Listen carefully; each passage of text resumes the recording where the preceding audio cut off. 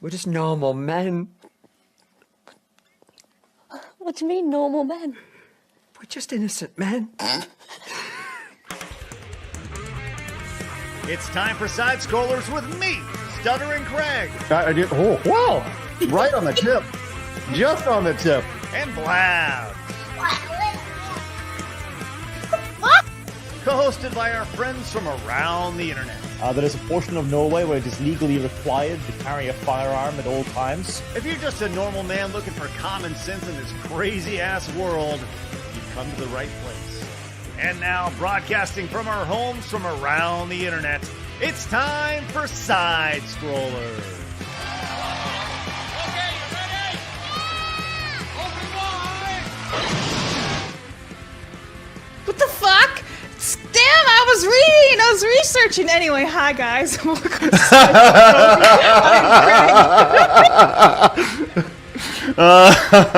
Oh, man. I was literally researching for the show. I'm like, Oh, my God. Get out of here. What's going on, guys? Welcome out to Side Scrollers on YouTube.com and Rumble.com and SidescrollersPodcast.com. Hopefully you're having a great day, man. It is Wednesday. It's off day. We are guiding right, just straight up, shooting right off that hump right into Thursday and Friday. But here we are, ready to go. We're having a great time, as always, which is what we do. We laugh, we giggle, we hang out a little bit. Hello, Blabs. Great to see you. hi, fancy seeing you here. By the way, your mic is extremely hot. What the hell's going on with my mic? I would check your settings. You got the right mic on? Yeah. I don't know. Freaking, it's like even chat saying, All right. damn. I'll bring me down. Bring me down. Yeah. There we go. Anyway, hello everybody. It's Wednesday. Welcome to Side Scrolls. I'm Stuttering Craig. How you guys doing today? Hey. Along the way. Do you Along know the way. the way? I know the way. Dude, a fun story for you. I was watching this anime show, and in the show they said along the way, and I was like, where am I? Ding. Yeah. It's just engraved into my mind now. Well, hopefully, do I sound okay? Am I all right? Yeah, a lot Hopefully. better now. Okay, sounds good. Great. Well, I'm glad you're here today, Blabs. Oh, so thanks. glad. So For glad once you're here in today. your life, the That's right. sarcasm is noted. What? No, what? But I am extraordinarily happy to have our Norwegian brother from the other side of the world joining us. It is Wednesday, and we have some Norway news, which we're going to get to in just a little bit. But let's introduce Arch. Hello, Arch. How are you? Hello, I am Arch. I do indeed bring news from my homeland. I was hoping that you'd come in with a potentially crown and maybe a cape and kind of come in like that across, just kind of slide He in. needs his helmet again. I have Hello. ordered a royal cape, but it hasn't arrived in the mail yet. Where do Really? you order that from? There's actually a site that sells cloaks. Like the Royal Norwegian website.com or something? The Not quite Royal that fancy. Norwegian- There's just a dude out there who sells cloaks because he figured that was a market that needed satisfying, and I agree. Blabs, I may need to buy the Royal Norwegian website.com just for fun. Start selling capes. My goal is to own every domain so they all just forward directly to the show. That works. That's the idea. That's going to be my marketing campaign. For You know, next I week. actually got like a giant Hobbit cloak for my birthday. Somebody gave it to me on Throne. It's awesome. I just haven't been able to use it yet. But yeah, it's like super. Wait, Elven. it's a what? It's a cloak. You put it on. Haven't been able to use it. You can put it on right now. Well, no, it's way too hot in here to wear like a fleece and beautiful, nice cloak. But I was saying like take photo shoots and all that. Like you can't just go around in like a nope, rugby polo with a cloak, right? Nope, I gotta, nope, I gotta get it right. Nope. What? Today, before the end of the show, Blabs, you got to get that cloak out. But it looks stupid with a rugby shirt on. Who cares? I want to see I the do. cloak. I want to look fabulous. I wanna see the cloak. cloak. I'm gonna be like, Listen, you're doing green. all the normal men a disservice by not wearing the cloak. No, it's not happening yet. I'm Arch? gonna no. Wait, if I wear this cloak, it's gonna look good. I'm gonna look like an elf and everything. You gotta Hobbit. just wear it. We need to normalize cloaks again. Men need to walk around with cloaks. Make cloaks great again. That's right. We Can need we start selling cloaks on like the Side Scrolls merch site? a side scroller's cloak. Yeah. So Arch can buy one, and that's our customer. Yeah. How much are cloaks running these days, Arch? They're pretty expensive. Like $200. Oh. So Good markup. All right, nice. Not cheap. Well, they gotta be tailored to you, right? So for height wise and everything. So. Well, I got to be honest. Didn't anticipate getting into cloak talk this morning. Well, I blame March. Don't mind it. I Don't blame mind March it. too. Arch, when that cloak does arrive, will you debut it on the show exclusively for the first time, just so everybody can bask in the wonderfulness of said cloak? Maybe. I might hold Blabs' cloak reveal as hostage. Dude, no, how about this? We'll both wear it at the same time on Side Scrollers exclusive. That sounds like it'll work. That Yes! sounds great. And Love then that. Craig will be the odd one out, and he's gonna be like, "Where's my cloak?" And we're like, "You can't sit with us on Wednesdays. We wear cloaks." Well, we have Sunglass Tuesday. Sunglasses No. Tuesday. We might as well have Cloak Wednesday. Yes. I got you know- lots of cloaks. I got a Hogwarts robe. I got like the elven one that I got for my birthday. Like, bro, step it up. Okay, sounds good. Who's? I'm just saying. Who's to say I don't have a dozen cloaks in my closet right now? Just throwing it out there. Me. I mean, you're right. Alex. I only have 11, so not you a don't dozen. have even one. With that said, we are live today over at gonna buy a poncho. rumble.com/side-scrollers. Join us over there if you would like to follow the official home of Dr. Disrespect at Rumble, which is great. We also have the X account where you could have found out that Arch was going to be on the show, and I'm sure we'll have some sort of cloak talk over there as well, some sort of clip that Blabs is currently putting down the time code on our run sheet. We also have that Instagram account, don't we, Blabs? Yeah, we do. So follow us memes and clips of the show. Otherwise, some sort of violence upon you and your cloaks. Yeah, sounds good. We'll suffocate you in your cloaks. Oof, and If you would like to listen to the show or watch the show on Spotify or Apple Podcasts, you can get it generally late because it's now my responsibility.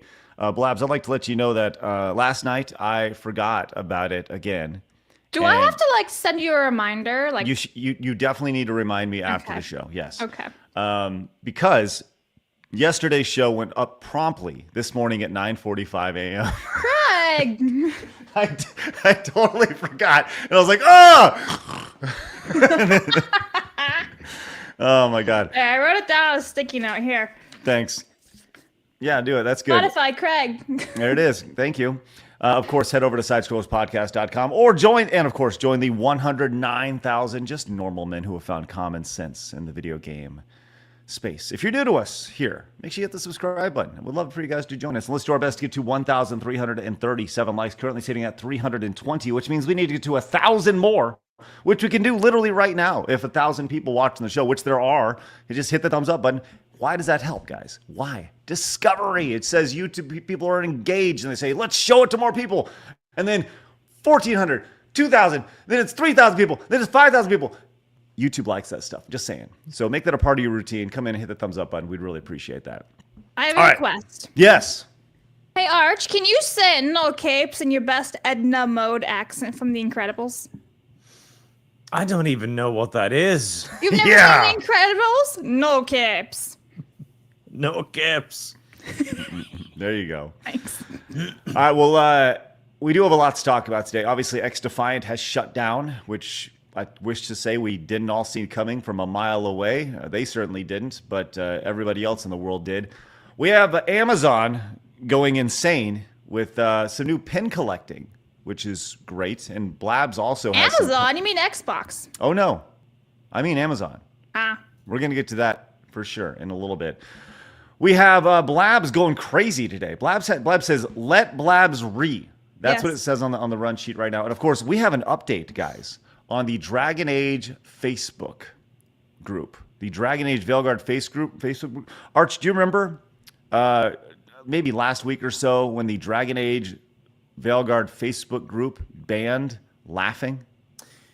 I saw some of that, yes. Oh, my God. Well, we got It an was update. bigoted. Yeah, well, we got an update, those bigots laughing.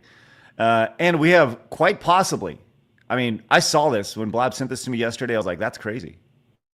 So we're going to be talking about some super deluxe pricing for video games now. Yes, he was wondering if it included a blowjob with this pricing. That's literally what I said.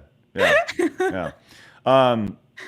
And we have a Okay, never mind. I was going to say that's a Sweet Baby. That's not Sweet Baby. But look, we got a lot to talk about. Of course, we like to start the show with today in video game history. Blabs, fire away. Okie dokies, December 4th, everybody. Mega Man 5 was released in Japan in 1992.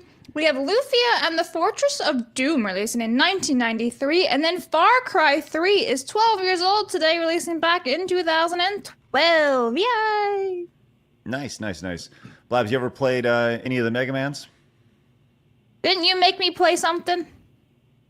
For like a day, and you were like, I'm going to unalive myself. Yeah. What about you, Arch? Are you a big Mega Man guy? Nope. Console stuff. I know, plebes. I did play get Far it. Cry. It's ridiculous. Yeah, what'd you think of that? I think it was better when it was Far Cry. Okay, sounds good. Did they change it on you or something? Unironically, yeah, no, Far Cry 1 is a very different game from everything that went after it. Mm-hmm. Well, I noticed on your list, Blabs, Mega Man 5 was included. That is a game that I actually do own. And just a quick glance on price charting right now has it at $126 for Mega Man 5. Yeah, Like so I'm factory rich. sealed or like opened? No. Graded, it's $3,442. New price, That is $1,500. insane. You get it in box, $365. I have a loose cartridge, so that's $126. So we're going to Sizzler. Some other games of note that you did not include in your list include Gran Turismo 4 for the PlayStation 2 21 years ago in 2003. Dragon Ball Z Infinite World for the PlayStation 2 16 years ago. For the 3DS, Mario Kart 7 was released in 2011, which Mario Kart 7, pretty fun game. Mario Kart 8, possibly the greatest video game. I said this before. Mario Kart 8 may be the greatest pure video game of all time. Just throwing it out there. I know it sounds crazy, but that's what I love that game. It's great. And Just Cause 4. Just Cause 4. What they made a Just Cause 4? What? Okay. I didn't know they made a first 3. Well, Just Cause was fun. I didn't know they got to 4 though. That was released 6 years ago in 2018 for the PC, PlayStation 4, and Xbox One. So there we go. All right. Let's start off. Kratos came in. Arch, Yes. when is your cloak arriving? Depending upon the vagaries of the Norwegian Postal Service, anything from 2 weeks to 2 months. Okay, so you will let me know, right? And I will put it in the schedule. The next time you show up after your cloak arrives, we will wear our cloaks together. Okay? I'm looking at the schedule and everything. I like the idea that we're not even incentivizing it. We're just saying we're going to do it. Yeah. Yeah. Yep. Yeah. No support needed. Just make it happen. Let's go. Yeah. We got them. We're going to use them anyways. Listen, Craig has a P.O. box. If you guys want to send him a cloak so he fits in and feels better, go for it. Thank you. It's a horrible idea. Why not? Don't you want to be a hobbit with us? Don't send me any cloaks. Why not? I don't want any cloaks. Bullshit. What man doesn't want a cloak? You're wearing a hoodie right now. not Your my only bad. worry is you'd never take it off. No, the hoodie, it's hoodie weather. It's never, no one's ever like, oh, it's cloak weather. No, it's hoodie weather. Are you kidding me? I love running around in, like things that like flop around and everything. It's like whee! When I was a kid, I used to pretend I was at Hogwarts and I would run up and down my hallway pretending I had like a cloak on, but it was a giant blanket. And I'm like, wish, wish. Yeah. Hold on, Blabs. What? You're telling me at some point in your life, you have said it's cloak weather. Yeah. Don't lie to me. No. No. You've Dude, never it'd be said like, it's cloak oh, it'd weather. be so cool to wear a cloak right now with these pretty foliage and all that. There's a big difference between being, oh, it'd be nice to have a cloak versus it's cloak weather. People say it's hoodie weather. Well, I right? never say hoodie weather because like I live in the middle of the woods and so it's always hoodie weather. Unless it's the summer. Okay. Well, anyways. Yeah. I don't even send know me what any hoodie cloaks. weather That's all. is. See? Yeah. Well, The most educated one You here live in- doesn't you live even know in- what the hoodie weather is. listen, just because Arch has an insatiably wonderful accent doesn't mean that he's super smart. I know he sounds smart, all right? But this man has a giant... you saw what he wore last week on the show, Blabs. He put on his giant thing. It was outstanding. I loved every little... But, I'm just saying, just because he has the accent doesn't mean he's smarter than you, Blabs. Oh, he's smart. I You're the wasn't talking smartest one about on the me, show. but I think he is smarter than me. No, But he's definitely smarter than you are. Everybody This knows is a I'm the weird dumbest one on the show. conversation. Everybody knows that. Listen, you are stuttering so bad right now that it's like, oh, you are proving my point. Blabs, I'm just saying. Everybody knows I'm the dumbest one, right? You're clearly smarter. Can we than have me. it on record here? But I think, yeah. Everybody knows you're super smart, right? And Arch, with his accent, gets bonus intelligent points because of said accent, and that's the way it is. And because we have American accents, we actually lose points. There's a scale here. You insulted him so much, he just nosedived right off the screen. Did you see that? He went like head first off. He was like, no, I'm done. I hope he's getting his crown. Okay. What did you I just bring for figured show and everyone in- tell? I have one piece of evidence for my intelligence. Huh? This is a book that has about 100 pages talking exclusively about grain and cereals. It is the most boring thing I have ever read, so it must have been extraordinarily educational. And what did you See, I learn like from that. it? That if you don't have grains and cereals, your civilization is shit. You know, that's a fair point. Yeah. All right. Let's go to super chat mode for a second here, and let's go and read off some of these to start the show. As Sir Neof Strife came in. Blabs, how about you read some of these off here as we get into super chat mode? Go ahead, fire away. Okay. All right. Certainly of Stripe says, Hillside Scrolls. I also feel another reason why XDefiant failed was it wasn't released on Steam to play and only on their launcher, which is annoying to use. Yes, that is a great factor, and I have the same thoughts as well. I don't even know where you started off. Oh, there it is. Okay. I got it. Yeah. Well, fine. Milk Millennial for Canadian 10 says, I gave XDefiant a try last summer since it was free to play. And a longtime fan, a Call of Duty fan, I thought it wasn't too bad, but nothing special. I guess now with Black Ops 6, it was doomed to fail. Yeah, I have a lot of thoughts about that too. I guess, okay. All right. Trying to read everything We'll at get the to same time. Gear says, this is We'll sad. get to XDefiant very shortly. It meant to be Call of Duty, but no, normal men wants to play at games like XDefiant. Stupid name, by the way. Girls Frontline Exilium just passed massively overshadowed those games. Thank you very much. Did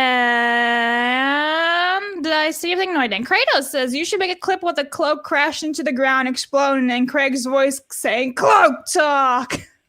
Yeah, you need to make an intro on that, Craig, before we do the Cloak Talk.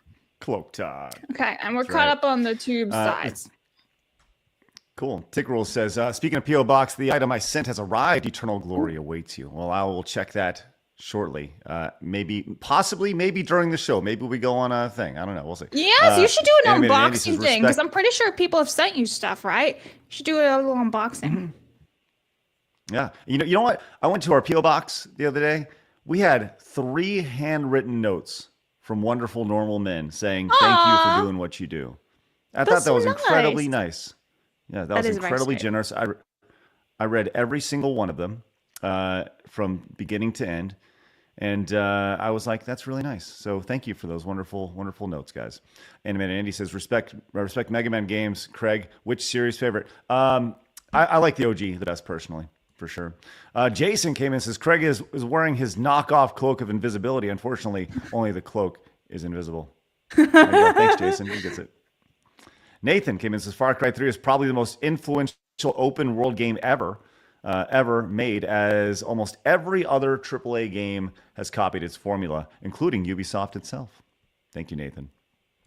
And Gear says, so much for Ubi tried to X-defy the meaning of insanity. Yeah, well, like I said, we got a lot to talk about today with X-Defiant. Big responses there. And Stay at Home Ivo says, afternoon, brochachos, Craig, Blabs, and Sir Arch. Blabs and Arch Cloak Talk / Fantasy Wear podcast win. Yeah, let's do it, Arch. It'd be great. Everybody would love that. All right, let's. I'll tell you what. We got a, like I said, we got a lot. Oh, John came in with the 5. Says, I agree with you, Craig. Mario Kart 8 Deluxe is one of the best games of all time. No, I said the best game of all time, John.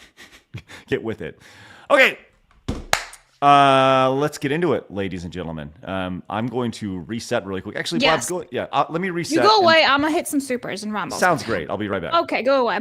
B. Barrett for 2 says, I got addicted last week to Thanksgiving leftovers, so I've decided to quit cold turkey.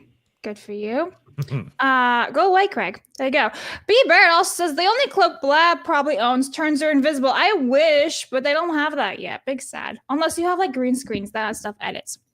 PvP games are lame in Concord. Nah, you're a lame in Concord. Let me start from the top. Happy 20th anniversary to Godzilla. Final words. The last Godzilla movie to Legendary brought it back in 2014. Thank you very much. Hail to the normal people and glory to TRGA. Thank you very much. Norm says, hey Arch, I have a question about the Norwegian legal system. Are you allowed to make your own fjord, or is that illegal? I'm pretty sure that would be illegal. I mean, we're not allowed to put up a building anywhere without permission from the government, so I'm thinking digging an enormous hole and, redistributing rivers would probably be a crime. Okay, good to know. Shane says, we want cloak and we want it now, Blabs. No.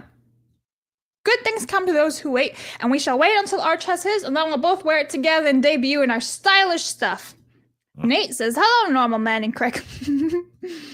John says, cloak and top hats need to come back. Ooh, I have a top hat. Oh, wow, look at that. And 360 pixelation Craig. How you doing, bro? You see that too, right, Arch? A little bit of artifacting. Dude, look at him. He's like, are you okay? You're like super delayed like a robot. Oh, boy. Listen, Craig, can you go restart your router? I'll take care of this. Communicating sign language from here on. David says, you cloak soakers. And Brandon says, hoodie weather is superior. Hoodies are the best comfort. Norm says, the Roman Empire fell because they ran out of Captain Crunch and Muesli for our Nordic friend. Is that how you say Muesli? I always get it wrong, but I think that's right. And then Bonus VG says, wait a second. Is that the aristocrat utensil? Man, I'm such a fan of your spoon persona. Thanks, man. Thanks to all side scroller. Bring the fleek. Thank you very much. Oh, hello. I should be good. Yeah, what did you do? You switched it real fast. Yeah, don't worry about it. Okay, well, you're good now. I took a hammer to the screen, went crazy, but whatever, doesn't matter. It worked? Yeah, it was awesome. It did. Yeah. Bit of emergency repair. Dunk. All right, well, are we caught up on supers? Yes, we may proceed to hard news now. Oh, excellent. Well, before we get to hard news, I think we have some Norway news that Arch wanted to share. Is this correct? We do. All right, well, welcome to everybody's favorite segment. It's called Norway News. Norway. What's that? I just searched Norway sound effect, and that was the first thing that popped up on YouTube. I was kind of just hoping for a cow or something. Or like a bell. I thought you were going with a horn, Bell. not someone like being a ghost or a toddler. Instead, you got this. Norway. I don't even know what that is. Wait, so you're telling me that was the thing that made you burst out laughing and laughing your ass off while you kicked Arch and I both out of the StreamYards for that? Because it's so fucking, it's so stupid. It's so stupid. And the fact that that's the first sound effect that when you search Norway sound effect on YouTube, that's the first thing that popped up. And I just thought the moan really fit Arch well. Oh my God, chat thought it was me. That's not me. I didn't do that. Oh my, well, there's also this. That wasn't me either. Oh, yeah. All right, Arch, what do we have for Norway news? Well, see, Norway figured, like the last socialist country on earth that it is, that it was going to increase the taxes on everyone, because that way they'll have more money to spend on the government, which is good. However, this backfired. What was supposed to raise like 110 million kroners in extra taxes actually saw 150 million kroners worth of taxable income leave the country as the rich people decided to not be in Norway anymore. Wow. And the Socialist Party did indeed create a wall of shame where they were lambasting all the rich people who had left Norway due to their taxes. Wow. It says, who do you find on that wall? Startup founders like, who's this guy? Oh, the CEO of Dune. Okay. Yep, Higatech. So he has a bit of an interesting thing because the premise here is all of the rich people who left Norway, right? So, okay, rich people, they don't want to pay their fair share, they leave. All right, I can see the argument there, but the problem is this guy wasn't actually rich. That was the issue. That's why he was complaining. Because if you bring up the other link, Blabs, that one, yep, and you scroll down a little bit. There we go. How does it work? What is an exit tax? What the hell is this? That is what is labeled. If you try to leave the country and become like a Swiss citizen or American or English or whatever, they will give you a tax that is the next 12 years of your income. The government will decide how much you're going to be worth over the next 12 years, and they're going to charge you 37.8% of that. What? Wait, so they charge you for leaving the country? Yes. How the hell is that even a thing? How is that And legal? the government makes its own laws. Because the thing that happened to Hegetech was that he had a tech startup company. And everyone knows, like, tech startup companies, they're valued hugely because they're like, oh, yeah, this will be super popular. So the Norwegian government then decided that he was worth millions and millions, that he hadn't earned yet. And we're like, okay, you owe us like 100 million because we think you'll be worth that in the future. So good. Pay now. What's amazing about this tweet is who was forced to leave the country because he was paying all of his income in taxes. More, actually. He was paying about 130% of his total income in tax. Wow. That's fascinating. And this is the country that you live in and love, huh? Yep. And I also want to point out that 37.8% tax, that is merely the income tax. So I, for example, have a business, pay another 20% tax on top of that again. Wait, what? So you pay almost 60% of your income to the government? Well, actually more, because we also have a 25% sales tax on everything. 25% sales tax? Yep. When are you guys having your own Boston Tea Party? I've long wanted that. Hold on. Legit question, right? Like, are your streets paved with gold? We have a fairly high standard of living, but no, our taxes are outrageous. That's and now if you try to leave, they will slap you with all of your net worth for the next 12 years as an additional tax to discourage fleeing. How's the poverty like? Oh, virtually non-existent. Huh? Yeah, how does that? We all have a very high standard of living. Like, we have loads of money. It's just that we spend virtually all of it back to the government, and then the government gives it back to us. Look at this one. Like, hey, man, support Norway right there. There we go. Wait, so there's loads of money. Beautiful. Yeah, beautiful country. Holy moly. What do you mean everybody's like, is everybody like super rich in Norway or what? Yes, pretty much. But they're giving all the money to everybody else, they're to the government. How is everybody super wealthy? Let's see. I'll give you a Don't fall down that hole. Damn, just saying. Golly, look at that damn hole. There we go. I'll give you a link here. Okay. On this site, there is a very large number. That very large number represents the Norwegian Sovereign Wealth Fund. It is currently sitting at something along the lines of, what even is this now? 20 trillion Norwegian kroners? Uh-huh. That is our combined savings as a country from all of our oil. So there's only about 5-6 million of us, and we are pumping oil like Saudi Arabia. Wow. So when do you actually see that money?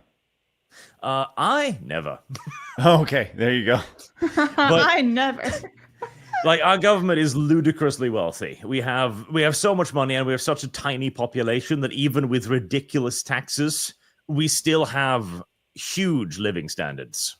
Wow. Here's their. Okay, so what am I looking at here? That's the total value of the Norwegian Sovereign Wealth Fund. Wow. Sounds like looks like in 1998 they started really ripping you guys off. Yep. All right. Well, thank you, Arch, for making us all feel really poor. and as well as giving us a great new sound effect for Norway news. Norway. It's so stupid. It's so I love it. Don't ever do that again. It's not me. Whenever Arch is on, that's what's going to be played. Congratulations. Hey, Jelani came in and says Mega Man 2 is one of the best games. Is one of the best games with one of the best soundtracks of all time, and would be one of the one to try to play Blabs. Also, Craig, cloaks are the proto hoodie. FYI. Thank you, Jelani. Appreciate that. Thanks for clarity. Master Gawa came in with the 10. Says I have a top hat. I welcome cloak talk. Does my Atatsuki cloud robe count as a cloak? Yes, sure, absolutely. Also, what does Arch think about Dev saying it feels wrong to ban kid diddlers that haven't offended in his spaces? I have not followed anything that Dev has going on right now.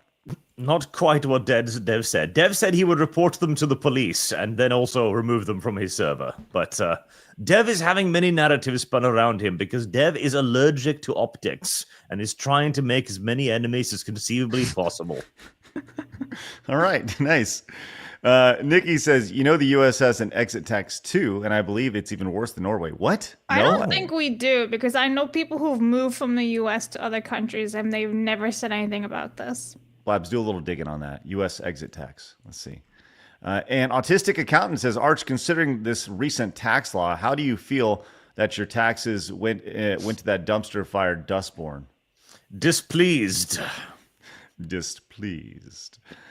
Razorburn says, Arch, as a Norwegian, are you into black metal? Have you heard of the band name Mayhem? I read about what happened to its singer, and it is insane to me. No, I have not listened to a whole lot of Norwegian black metal, despite being a native. Oh, okay. All right. Well, you know who I think would be really a big fan of black metal, and I just get this feeling. I think Adam Krigler would be a big fan of the black metal. We'll need to have Adam on sooner than later for sure. He's been busy with his kiddo. All right, we've been chit-chatting for a good bit. But let's I get have into the answers you need before we go to hard news. Sure, fire So away. it's just basically you have to pay any taxes that you have. Sorry, Blast. Oh, I got the middle finger. Fuck you. I got the middle finger. I got the middle Do finger. some research for me, please. Let me know the answers. I have the answers. Nah, I don't care. Boop. I got the middle finger behind the scenes. All right, Blaz, what is it? It says that you have to pay all of your taxes. Like if you have anything left over, you got to pay for it. If you still like have some sort of taxes in America, you must pay for those whilst you are abroad. According to chat, apparently California's trying to pass all this stuff, which wouldn't surprise me. But yeah, that's basically the gist of it. Average annual net income tax for 5 years, ending before the date of expatriation or termination of residency. Mm-hmm. Okay, so it's not quite as bad. It's 5 years instead of 12, but still. Yeah, you still have to pay a sort of tax, but it's like it comes with like they're not paying you because you're not being forced to pay because you left. At least you don't have a wealth tax. Like you're in Norway, we pay a tax on everything we own on top of all of the other taxes we have. Listen, I wish I had that issue. I wish that I was so wealthy I just had to pay extra money for being super rich. Okay, Craig. You know what? Where the level for paying a wealth tax in Norway lies? Hold on. Let's play the Price is Right game. $50,000. Yes. Hey, Norway seems like a great place to visit. That's all I'm going to say. Seems like a great place to visit. You know somebody who would be paying that wealth tax handsomely is Mariah Carey. Oof. Mariah Carey would be big in paying that. Arch, are you familiar with her wonderful, ear-screeching holiday classic, All I Want for Christmas Is You? Does that get a lot of radio play in Norway? It does. It really, really does. Yes. Like we Norwegians are obsessed with like the 90s songs. We pretty much all we play on our radios. Well, it's been revealed how much Mariah Carey actually makes from that song annually, just from it being played. And chat, of course, you guys get first dibs. Blabs knows this answer. Arch, do you have any idea how much Mariah Carey makes annually from her song All I Want for Christmas Is You? Oh, God. Like, it's got to be millions, at least. She would be in the wealth tax. Arch. Yeah, she'd be superseding $50,000. Yes. 10 million? Ooh, I think you're overvaluing it. At least still, she gets $3 million annually. Isn't that wonderful? I'm sorry. What?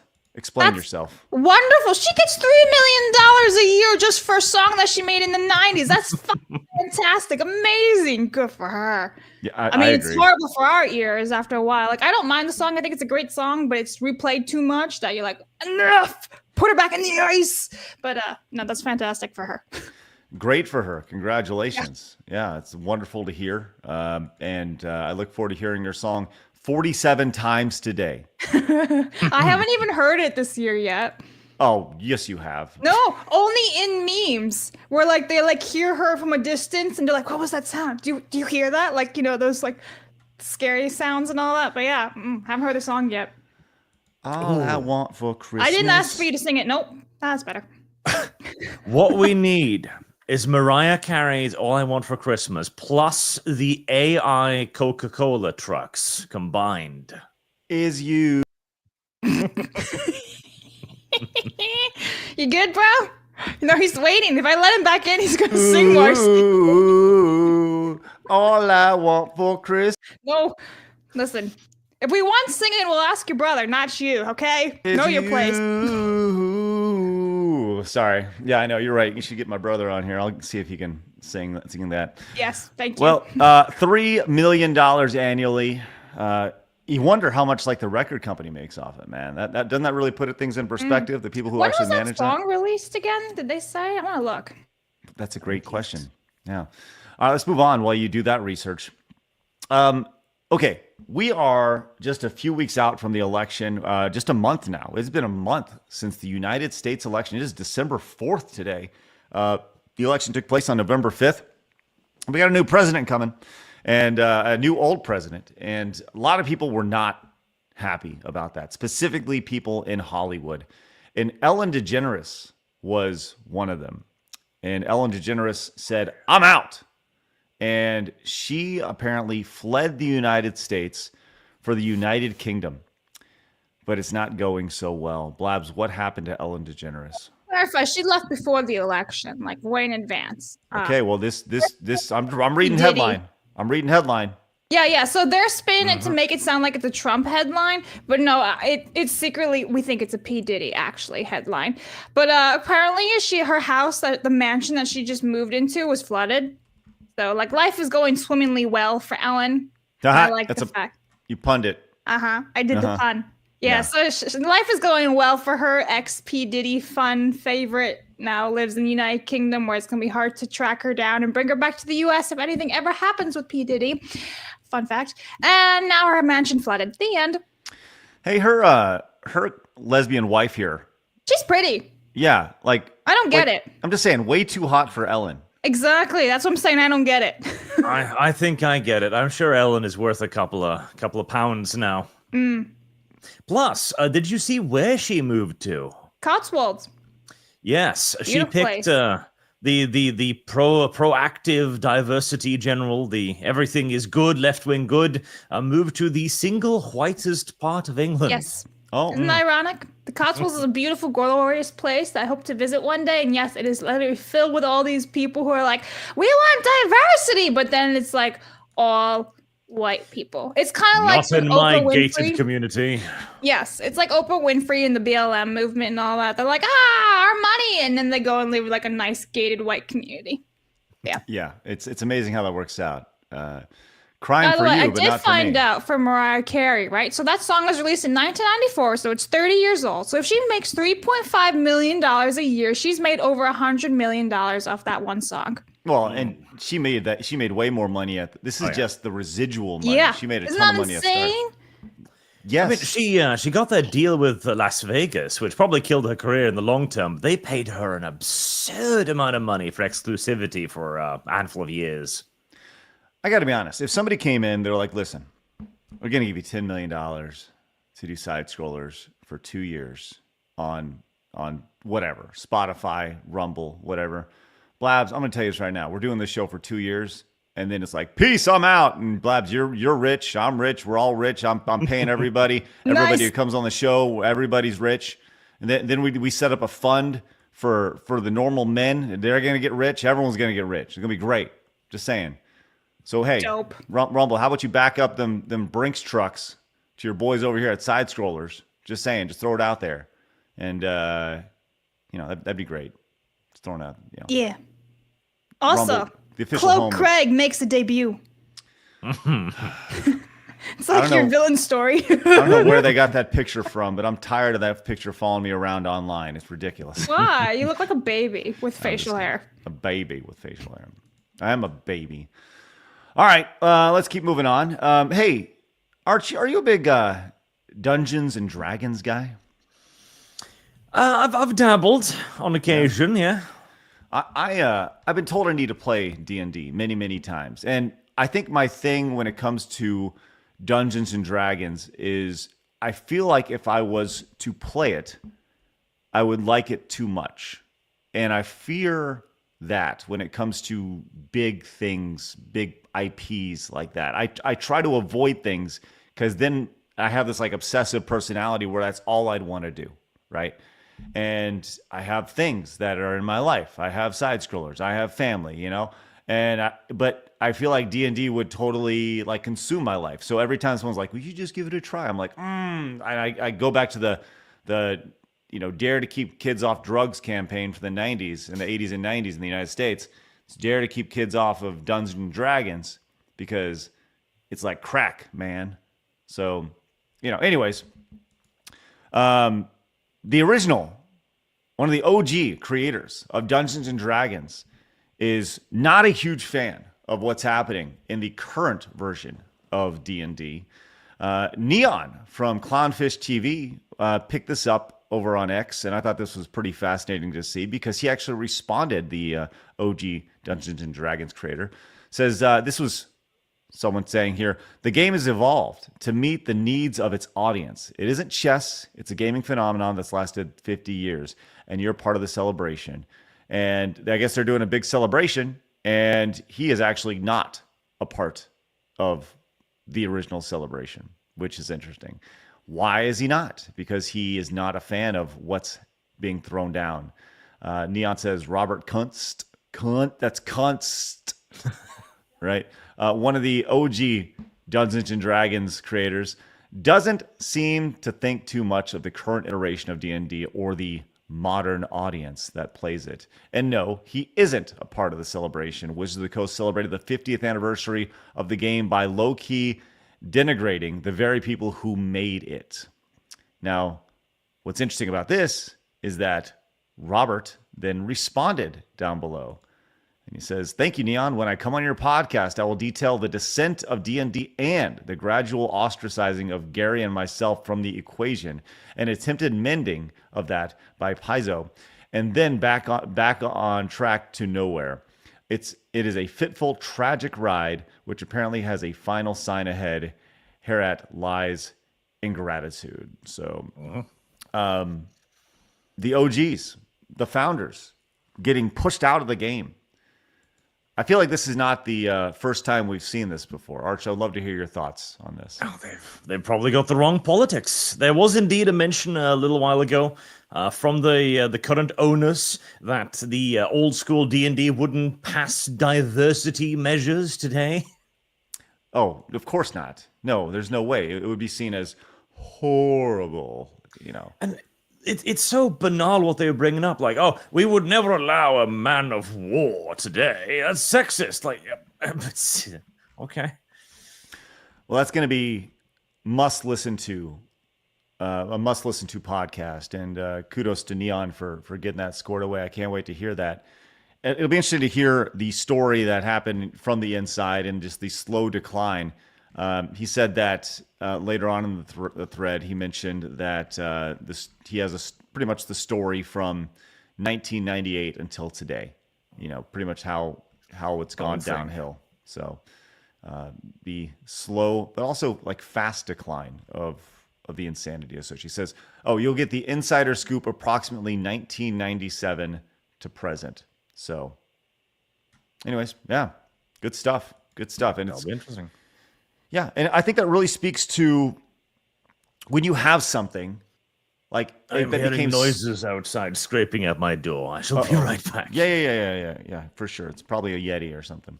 But this speaks to something where when you have a project, when you have something that becomes larger than yourself, you have to be very diligent on the people that you get involved with what you have going on. And that's actually why I really appreciate what Ripa's doing over there, because he is very diligent. Everybody that he's hired, I've been to their space and I've seen people he's hired. He knows they came from within the community. They're all pulling the rope in the same direction. Kept it in house. Yeah, very much so. Very much so. He's done a really good job of that, which is why whenever we do something here, whenever I need some sort of assets made, I always hire from within the community. That's 100% how this works. So anyways, kudos to him for going on or I guess soon going on to the Clownfish TV podcast. So looking forward to checking that out. We'll keep moving on as Arch is trying to defend his house from werewolves or whatever it is over there in Norway. I bet it's like a raccoon that wants to come in and be like, hello. First off, they have to make their way around the moat around Arch's house. And that's he said he's got a moat, doesn't he? I don't remember. I swear he said he had something like that. Anyway, we'll have to ask him. Unless he was joking. All right, I got some interesting stuff for you, Blabs. But first, Corona Saul came in and says, forget D&D, play Traveler. Thank you. Tom says, on the subject of Ellen's quote-unquote wife, why do hotties refuse to date manly men, only hook up with women who look and dress like men? Wait, what? Why do hotties refuse to date manly man only to hook up with... So you're saying, why is the lesbian not dating the hot dude? Well, they're dating the woman who looks like a man. I guess right? They just really like vagina. I mean, what else is there? I don't get it either, but... Bonus VG says, talking about David Jaffe, he has a trans son. I haven't seen anyone considering it as a factor of Jaffe's overall actions. Kids change one's life. Oh, no, I've actually mentioned that several times. I mean, that has totally shifted his perspective and everything. And he has jumped so far off the cliff that he can't get past it. I mean, that's a life-altering decision. So, of course, he's going to back his child. Of course. By the way, not to get too far deep into it, but I had people DMing me yesterday. They're like, he says he really hates you. It's like, yeah, because I called him a bad dad. Oh, no. I stand by that. So, Mark came in, says Mega Man 5 was the first ever game, was my first ever game when I was 4. Mega Man is an important series for me and collected every game thus far. Mark, awesome, man. Mega Man 5 is a great one. A very odd one to start with, but also played very, very well. Benjamin says, we should make a petition to ban the Shetty Mariah Carey song. I want to hear Frank Sinatra instead. Also, hi, Gregory, Blabbery, Archibald, and Normal Men. Thanks, Benjamin. Can I just say how phenomenal Sinatra is? Like, man, I love the classic sound. Classic sound. did you know, fun fact, I don't know if you knew this, but like John Williams, he went and did a bunch of Sinatra musics just as like a score. And they're fantastic. So it's like Sinatra's music without any lyrics or anything, just like the melody, and it's amazing. All right. 10 on 10. For me, it's Andy Williams. Andy Williams is the greatest, the GOAT when it comes to holiday tunes. It's the holiday season. And hoop-de-doo. Actually, okay. And dickory-dock. And don't forget. Shut up. All right. Jonathan says, we'll get that when Arch comes back. Autistic Accountant says, California has a 0.4% exit tax for those whose household income is 30 million. Jesus Christ. New Jersey has one of 9% profit on the house sale, or 2% from total sale, higher of the two. Thank you, Autistic Accountant. I bet you're excellent at your job. for sure. Binge then came back, says, Hypnotic has mentioned the trans kid multiple times. Just for those who don't know, Craig has said so too. People are aware of the situation. Yeah, thank you, Benj. Then appreciate that. Chat says Dean Martin. That's a good one too. Yeah. Biomass Gaming says, Razorfist made me a side-scrollers fan. Just a normal man out there, innocent man. Far Cry 3 is what made me invest into PC back in the day. Biomass, glad you're here, man. Razor was on yesterday. Make sure you check out that show. Appreciate your support and look forward to seeing you here more frequently. All right, let's move on. Blabs, we've talked about many times about the upcoming Epic Universe at Universal Studios. That's actually where I was last week. Arch, did you kill it? Was it a raccoon? Arch? Arch. Oh my god, they got him! They got him! Oh my god. All right, listen, let's see if we can all get through this with Arch. Rest in peace, Arch. Get some rips in the chat for Arch. Worse than my internet. Oh my god. Tough day. Well, Norway found him. Oh no. Thanks for that screen grab. Just everybody F's in the chat for Arch right there. That's tough. The raccoon, they must have bit his cables. Just imagine Arch fighting a raccoon right here. It's on his neck. He's like, oh, yeah! And that's what's happening in the background. You ever see the movie Sky High where the girl turns into a guinea pig and she starts chomping away at the cables? Like, that's what I picture just happened. No, poor Arch. Hey, listen, if I can make fun of your internet, that's where things, that's tough. That's tough stuff. All right, Blabs. So back to what we were talking about. We've talked about Epic Universe many times. Mm-hmm. And the upcoming, obviously, Super Nintendo World is going to be a part of it. Over in Japan, they have showcased, if you recall, a couple weeks ago, they showcased the Donkey Kong World. Yes, looks now, great. I don't know if you saw this. Did you see it on the run sheet? Because I actually didn't click on it. No, I wanted to be surprised. Excellent, because a TikTok user has the first unofficial POV footage of the Donkey Kong. Why is it always TikTok? Anyway, continue. Donkey Kong Mine Train roller coaster that it's going to be on, and we're going to share it with you now. Okay, so Arch, did you survive? Did you kill it? Can't hear anything. Uh-oh. Oh no. Oh no! It was too shrieking of a noise upon its death. Oh no! Oh no! Oh no! Well, let's check this out, Blabs, and you can put your hands up and ride it like a roller coaster the entire time. Here we go. Ready? Mm-hmm. This is the Donkey Kong Country first-person ride.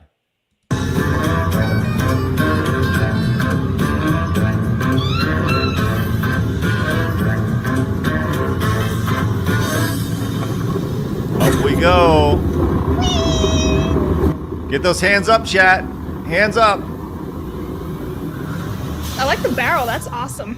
Whee! Whee! Little dip. And now we're going.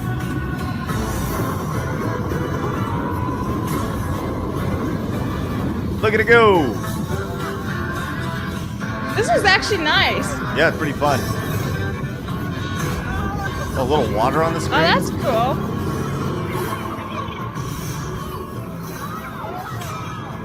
Whoa! I like that they have all these effects that makes it look like it's jumping around. Obviously, it's not because you die, but yeah, that's cool. It's fun. No, I'm down. I'm very excited for it. When I went to Nintendo Land in Japan, it was phenomenal. Phenomenal. Yeah, well, all the little details. It's insane. Yeah, the detail, and that's what makes Nintendo what it is, and that's what makes Universal. This is going to be so huge. Look at this jump there. It's a fake jump where you. And I wonder if when you land, like if there's an extra, impact, right? Because the idea is that you're going off of the rails. And, you're not really. But that's the first time. So no, that's the one from Florida. That's the one in Japan. Japan, okay. So that's the first time we've seen that, and that'll be coming to Florida in May. So yeah, man, bringing it back to games right there. Love that. Love everything about that. Question, actually, when you went to Universal, was it last week or week before? How was it? Was it super duper crowded? Wasn't that bad. No? I'll say this. I went to Universal. We did not go to Disney at all, which was, I said this on the show. I think I said this on the show. It was the first time I've ever had been totally okay with that. Universal, we had so much fun. The rides are better. It's definitely geared more towards my kids, their age, 10 and 12. It started off less busy, but it got more busy as we got closer to the holiday, because we came back the day before Thanksgiving. So, but it was a really, really fun experience. And Harry Potter World was definitely the most packed. Yep. And that's why they're doing a third Harry Potter area in Epic Universe. So, yeah. I'll say this. I would love, and I've mentioned this before, I have email outs. I'm trying to communicate with them. I would love to do shows from Universal. God, Hell yeah, I'm a big fan. Big fan. Big fan. I'm a big fan of Ian coming in with 10 gifted memberships. Right, Blabs? That's right. Thank you for the memberships. If you received a membership from Ian so forth, please say thank you and consider passing the membership forward. Thank you. That's wonderful. Thank you for that, Ian. Greatly appreciate that. Welcome back, Arch. We are making another attempt, even if I seem like a little laggy. That's okay. You look sharp. You look good. Better than me. Joey came in and says, I love how David Jaffe is still clinging to the fact that he created God of War and Twisted Metal, but then has the gall to say that Vera is only popular for YouTube because of her looks. Listen, it's amazing to see the fall. Kratos says, Craig stuttering while trying to read Mega Man 5 was the first ever game. Somehow I doubt that. Maybe first ever game that they played. Thank you, Kratos. Appreciate that. Good to see you, buddy. ADDF Toxic came in and says, I've the opposite problem at my home park. It's so quiet. More than half the rides weren't even running the last time I was there. It's sad to see. Where do you live and what's your home park? Good Because point. if it's like something small in comparison, then it's like, well, okay, well that makes sense. But if it's like you buy like a Disney or Universal somewhere in the world, then it's like what? Yeah. All right. And Arch, we had this one. Jonathan Smith says, what does the word Norway mean? Is it literally nothing? Would America be Westway? What is the name of your language? Germany is Dutch. What is it? Can you answer that question, Arch? Norway mean? Northway? No, Norge. What is the meaning of that even? I don't even know. Nordica. What does it all mean? What does it all mean? It's a deep question. Yes. Listen, you know what I know America means? Eagles, freedom, hot dogs, hamburgers, and baseball. That's what America means. Just put it on a shirt. Love that. Norway Thanks. means taxes and cowbells. Right. Oh, man. Red Bandana Gaming says, you were in Orlando and didn't hit me up, Craig. I see how it is. I didn't hit anybody up. No offense. But it was one of those things where I knew that I wouldn't have time to see anybody because you're with the family the entire time. So I didn't want to be like, hey, I'd love to hang out. When in reality, I couldn't hang out at all. It's like, so it's like, you're in America and you didn't call me. It's like, yeah, I can't see you because whatever. Yeah. Stay at Home Hippo came up with the 20. Says Neon and his wife, Geeky Sparkles, have been keeping up with a lot of the Wizards of the Coast D&D news. Modern Wizards works with SBI and are filled with DEI hires. Neon and Geeky Sparkles would be good guests to have on to talk about Wizards of the Coast. We've had Neon on before, and I would love to do some more stuff with them. I think Cloudfish has done some amazing things, and I would love to continue to work with them on various projects and big things, man, for sure. All right, speaking of big things and big companies, let's talk about Amazon. Quite possibly maybe the biggest of companies. I saw this tweet yesterday from Sean McGuire, who is a partner at Sequoia. Are you familiar with Sequoia, Arch? Sequoia. Like Name the rings tree? a bell, but Well, they're in it doesn't really have a whole lot to do with this, but he says it's just a capital company. So they build companies towards like the idea of an IPO, right? They're an investment firm. Anyways, Sean McGuire was over at this Amazon thing, and he found there was inclusion pins. And he says, I picked up the ZZM pin at the AWS reInvent event. So he says, feel very included. So now when you go to these events, they have pins for them. ally. Yes. The ally pen, the she, her pen, the they, them pen. ZZM, the Ask Me pen, which apparently is the biggest of all. And she, her, lots of women pens here, gone, or at least people who identify as women. The Ask Me pen is wonderful. And of course, the neurodiversity pen right here which Blabs we've established many, many times. Doesn't means absolutely not. exist. Yes. But what do these pins actually look like? Is there a close-up? Well, Smash actually has some more pictures of this. I haven't actually seen the close-up of the pins themselves, but more of the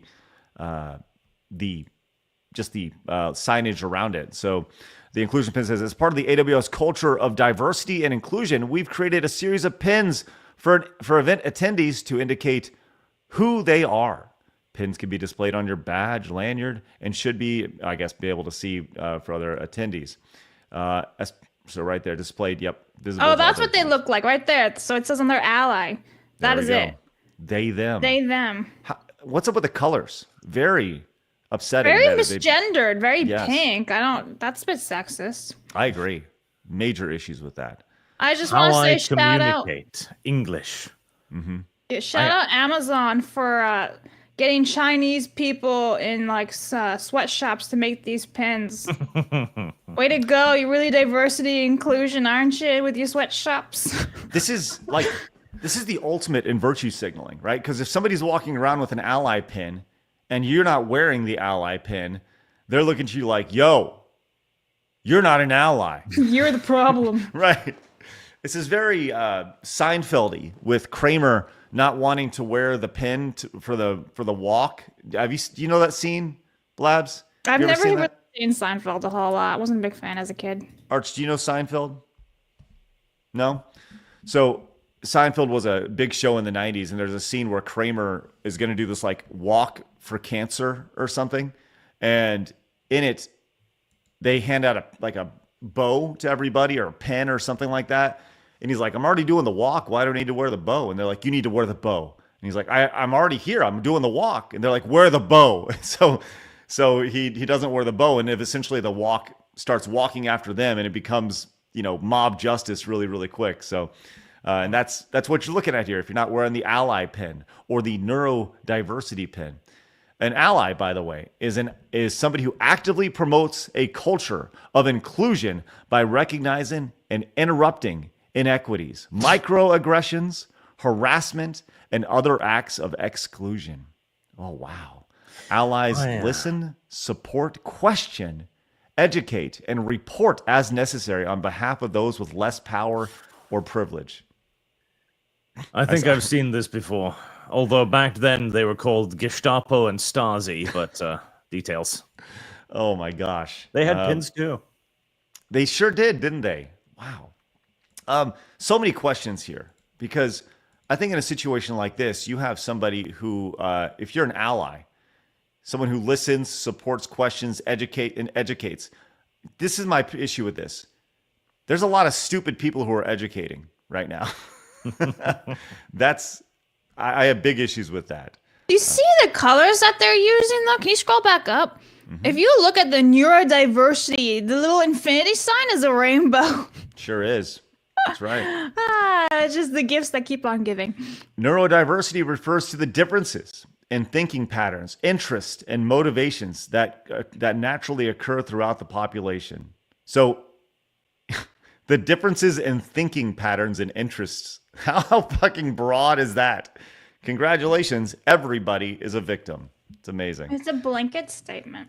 It is. Neurodiversity is an umbrella term that refers to people who are gifted, have autism, ADHD, dyslexia, Dyspraxia. Yeah, I haven't heard that before. That's a neurological thing. That actually is like they're basically just putting blanket statements on actual neurological things and like actual problems that people have. It's kind of insulting, honestly, because like dyspraxia is people who like have trouble like tying their shoelaces or something like that, something simple, but they have trouble doing that. It's stupid. I'm pretty sure I have dyslexia. Never been diagnosed with it. Yeah. Would do you think that I'd upset people if I came in and got all the pins and put them on me except for the ally pin? Yeah, no, you should do that. Put it on the lanyard and be like, I gotta collect them all like Pokemon. I love the idea of you having all the pronouns, but you're not an ally. No. You're like, fuck you, it's all about me, right? Oh, man. Arch, is there anything like this going on in Norway? Are they handing out pins with your tax Oh, money? no, we're far more doctrinal here. We simply just give people works depending upon their skin color and race and gender. You mean there's people that aren't white in Norway? Yes, and we quota them into businesses. Okay. That's good. How does that work with your business? Do you have to do that? Nope, only a certain size. But at a certain size, you are required to have equilibrium of men and women in only, mind you, in like running positions, like the board. Only the fluffy jobs. We don't have any equivality requirements for construction workers or sewage workers. Okay. All right. Nice. Of course, none of these lowly positions. Only the good positions, as they say. Yes. Hey, Jay Thomas over on Rumble says, unpopular opinion, I unironically love the Mariah song. I also have a VHS of her MTV Unplugged. No auto-tune with her, unlike Swift.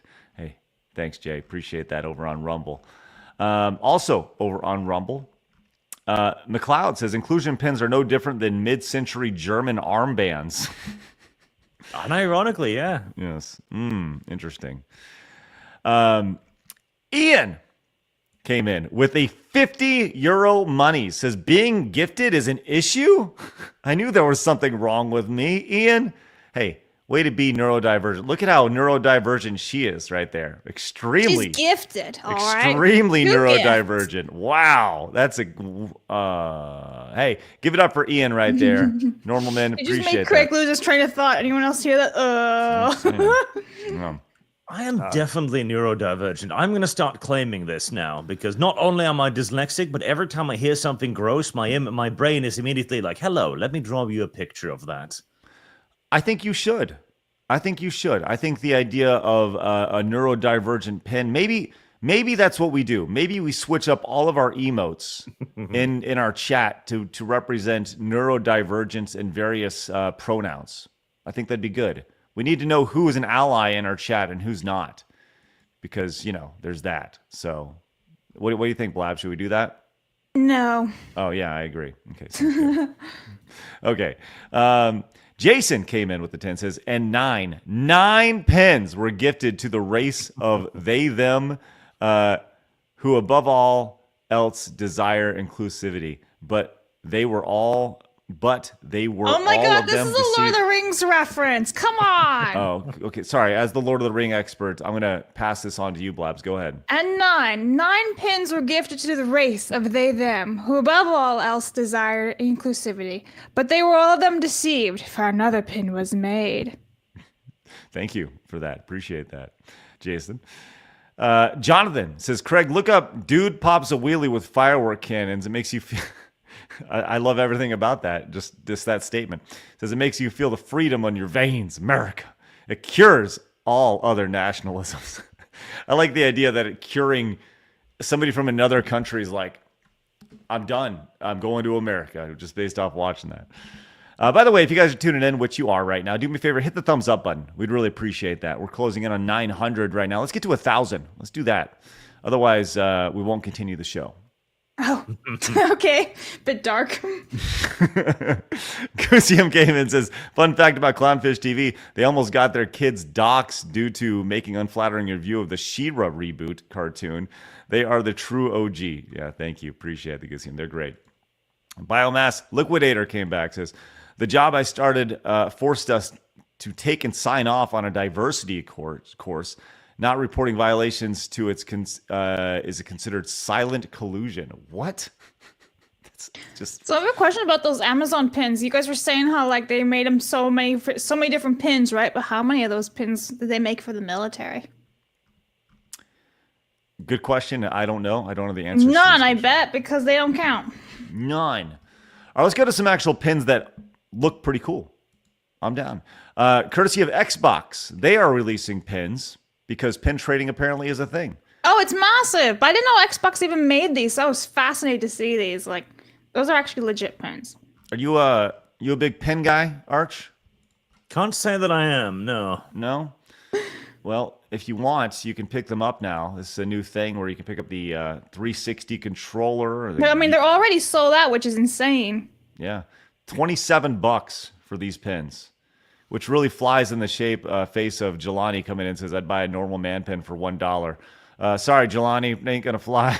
No, but they're limited edition, so I understand the pricing. If you are in the the pin industry, collecting and all that, $26 for 2 limited edition pins is actually a good deal. I guess. Yeah, no, it is. Word for it. Arch, any interest in Xbox limited edition pin trading? Negative interest. You'd have to pay me to get one. I can't see you going to a convention and actually I very much could see you doing this because I think it's really funny. It's just funny imagery of you like running around with your lanyard up to people and being like, "Hey, look, I got this video. I love your whatever, you know. Would you like to trade pins with me?" Oh my god, just like Pokemon all over again. I think there was a Gears of War pin. Someone in the chat was like, let me see if there's a Gears of War. I think there was. There's definitely Halo ones, which are cool. So if you're a big Halo fan, which by the way, Friday, Marty O'Donnell will be on the show with John Graham, Arby and the Chief. So yeah, make sure you guys, hey man, get over here. Get on that. There you go. Here's some more pin trading. There they are. Okay, so I like the holiday one. That one's kind of cute, you know, Snowman. That's fun. Halo.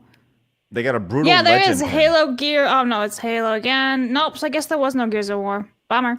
Yep. Well, there you go. Pick up your Halo pins and throw your money down the drain. It's not down the drain. Pin collecting is fun. It's great. Especially like for like Disney or Universal Studios, they go nuts. Absolutely insane. It's fun facts. Thank you, Blabs. All right, let's fast forward a little bit on the run sheet here. I promised an update on this. Arch, do you recall, and I mentioned this earlier, the idea that the Dragon Age Veilguard Facebook group, this is not an official Dragon Age Veilguard thing, but it's a group of fans. Obviously, this game has been, you know, shrouded in controversy, lots of controversy around it, a lot of ideology pushed in it. And people like to be in their bubbles, and that's exactly what the Dragon Age Veilguard Facebook group is. So much so that after limiting, they actually went in and said they were going to be banning people for laughing or using the laughing emoji in response to posts on the Dragon Age Veilguard Facebook group. This was last week, maybe 2 weeks ago, whenever it was. Blabs, what did you take from that story? Oh, it was hilarious because the founder was like a non-binary they, them, and everything. It was really hilarious. And his username was like some Star Wars Disney fanboy. So yes, it was like, listen, it made sense. If the founder of it went to the AWS reInvent, they would have the they, them pen. For sure. Well, they have since locked the group, Arch. The Dragon Age Veilguard Facebook group has gone private. Upon clicking to join the button, you have to answer some questions. The second question is rule number 5, and the rule is no laugh reacts. So you have to actually ask this. It looks like this. So yeah, so that for Facebook groups, they make you like ask a question about the rules, so that way they know you read through the rules, and you can be like, oh, rule number 5 was this, so they know you read it, to really double down and like phone home that you can't put laughing react emojis. Number 1, what's your favorite thing about Dragon Age of Veilguard? Now, I think it's actually very important. It's actually a really big question here at the top, because this doesn't say Dragon Age the Veilguard fan group. It's just Dragon Age the Veilguard group. This is not meant to be a home for like positivity. It should be like the fan group, right? And in these things, they want to create these toxic positive bubbles, and that's what they're looking to ensure here. I would like to join this group. I would like to join this group and see how long it takes me to get banned. Arch, what are your thoughts on rule number 5? It reminds me of when the official Helldivers Discord banned the puke emote because they were posting too much furry art and people were upset about it. When you joined the Helldivers group, did it have this asking you for rule number 5, and was rule number 5 no puke emotes? Not at the moment, no, but they did make that a rule. And in this case, like, it's, how do I put this? It's like the extension of the sensitivity, right? Because to begin with, they go like, okay, you're just not allowed to say anything mean. Okay, people are fine, I won't say anything mean. Then they put a little react to it. There's a laughing react, but I wasn't trying to be funny. And they're like, oh, now you're being mean. Then they have to get rid of that. And eventually people will think, okay, I can't use the laugh emote, but maybe I'll use another emote that'll convey the same thing. And then you'll have to ban that. Like, the thing is, you can't stop people from trying to piss you off, and the more you try, the more people will try to piss you off. Correct. That is absolutely correct. And I think that's the most fascinating thing about this is by setting limitations on speech, you're actually, further pushing that speech. And I think that's the natural reaction for people is when you're told you can't do something, they're like, oh, really? Is that right? You told me not to laugh? What if I actually find it funny? But I think I will be joining that group. I don't spend a whole lot of time. Actually, I've been on Facebook like 3 times in the last 5 years. But I think I may make the exception here and actually go in and try to join this Facebook group just to see how long it takes to get banned. Stuttering Craig has entered the group chat. That'd be good.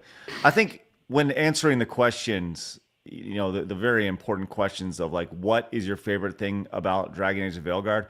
I think my response would be the trans scars. I feel represented. Yeah? Do you think that'd get me in? I would say pronouns. Inclusivity? Yeah? Just pronouns, because it's true. I am fascinated by the use of pronouns in this game. It probably is my favorite part, but not in a good way. I think it's great, the idea. You know what I should say? Doing push-ups. The push-ups. The bard. Remember the bard for misgendering somebody? Maybe that's what I'll put for my answer. You mean Barv? Is it Barv or Bard? Barv. Pulling a Barge. Barv. I think it's Barv, not Bard. All right. Well, I'll Isn't make Bard like a noble or something? I don't know. A rank. Yeah. Ian came in and says, if you have to add the caveat, don't laugh, it means there's something hilariously ridiculous about your situations. Guys, I forgot my trousers. Don't laugh, right? You are 100% Ian, and thank you so much for your great support today. Dan came in and says, this is the reason why I hate Facebook groups, but that's hilarious. All because you can't handle criticism. Preach, Dan. Delta came in and says, first-time listener, or long-time listener, first time catching live. Delta, that's awesome. Thank you for that. It says, I always listen while I'm in the walk-in fridge packing orders. Let's go, Delta. Warm. Yeah, stay away. Hey, it's cloak weather in there. Yeah, it's cloak weather, Delta. Hey, Delta, just for my... It's in Australia, too. Good morning. Delta, just throwing this out there. If you walked in to your walk-in fridge and you're packing those orders with a cloak on, how quickly would you get your ass kicked? It'd probably be a safety issue because this cloak could get onto things. I'm just throwing it out there. No capes. Yeah. Mercenary says, as someone with autism, I am offended to the extreme by the use of the term neurodivergent. It is my N-word, and I will only respond with this. Hey, Mercenary, you neurodivergent. I don't know. Oh I'm warming to the term myself. I think I might start using it. Commodore Fan 64 says, Gemini AI says Norway means northern way or a way leading to the north. I think Excellent. Gemini It could be AI is along full the of way. shit. And Dan says, I finally got to Universal to Los Angeles this spring. Went to Universal Studios Hollywood. Seeing Nintendo World for the first time is amazing. I'm excited for that in Orlando, Florida. Yes. Thank you, Dan. Appreciate that. Glad you had a good time. Master Gawa says, Dev literally said off your servers, though. If none of it was happening in your spaces, it feels wrong to me. If it was happening in your space, it feels wrong to me. The clip exists. Dev falls back on everyone else is lying. He is the principal Skinner meme. Thanks, Master Gawa. I don't think that's like... I appreciate that, Master Gawa. But I think for me, like when other people say something, I don't think it's like our job to defend or, like say anything. Like I don't know. I mean, I don't want to put words in your mouth, Arch. I mean, I know you do stuff with Dev, but like I don't really feel like it's your job to defend what Arch says or what Dev says. It would be a full-time job, anyways. All right, let's move on. God, we got a few things to hit on. I think we're gonna need to hold off on this Lord of the Rings anime thing. That's all right. Okay, sounds good. Unless Arch really wants it. Arch, you want to watch 8 minutes of a Lord of the Ring anime? 8 minutes? Oh God, I don't wanna I'm do barely mentally prepared to watch the show when it comes out. I don't know if I wanna. Okay, sounds good. We'll do that. Okay, we got a couple things here, a couple quick hits here. Did you see that I was attacked by a parody site? I, specifically, the Real Game Awards were attacked. An article was written about it, attacking jiggle physics, Arch. And I know that you would be very upset by this, as Hard Drive says, man who will never know the touch of woman fervently cast vote for best jiggle physics at Real Game Awards. They were really upset about this, and I just thank them for the promotion. By the way, you can use promo code HARDDRIVE to get $5 off your voting membership over at therealgameawards.com. Yeah. But the fun thing about this is that Savvy came in, and Savvy was one of the biggest champions for this award. Now, keep in mind that this was actually one of the biggest categories that was nominated by all of our voting members over at the Real Game Awards. And Savvy was one for pushed for it as well. It says, I'm the one who asked and pushed for this category they're mocking. As a disabled woman of translucency, I am absolutely appalled they would mock one of the most interesting choices in character design. Jiggle physics don't just happen. You have to experiment. And there's a long, rich history of jiggle physics that led to blender breakthroughs. So we can have the thriving physics industry we have today. So when you mock it, you mock me, a woman who doesn't have jiggle physics anymore and never will. Getting to see the jiggle in art, in games, from a human body to a plated jello means the world to me. If the only way I'll ever get to experience it is because I'm too thin and fit otherwise to have anything that will shake when I move. See, Savvy gets it, and it's really tough to see them attack somebody like Savvy here. The idea of mocking a best jiggle physics category is, I think, exactly why we need a category for best jiggle physics. Arch, I know that you're going to be presenting at the Real Game Awards, and unfortunately, you will not be presenting the best jiggle physics award. But your thoughts on just the general idea of being upset at a best jiggle physics category? Well, I find it to be thoroughly tragic that we are mocking disabled women like Savvy, lacking in jiggle physics of her own. Excuse me, I'll go find a helmet to put on. It's really rough. It's rough to see them go after her like this. And I think it's not very inclusive of them at all. And that, for me, really hits hard. And I think they should wear a pin of shame, almost, over shame it. Pin. Yes, and I think that's definitely where it is.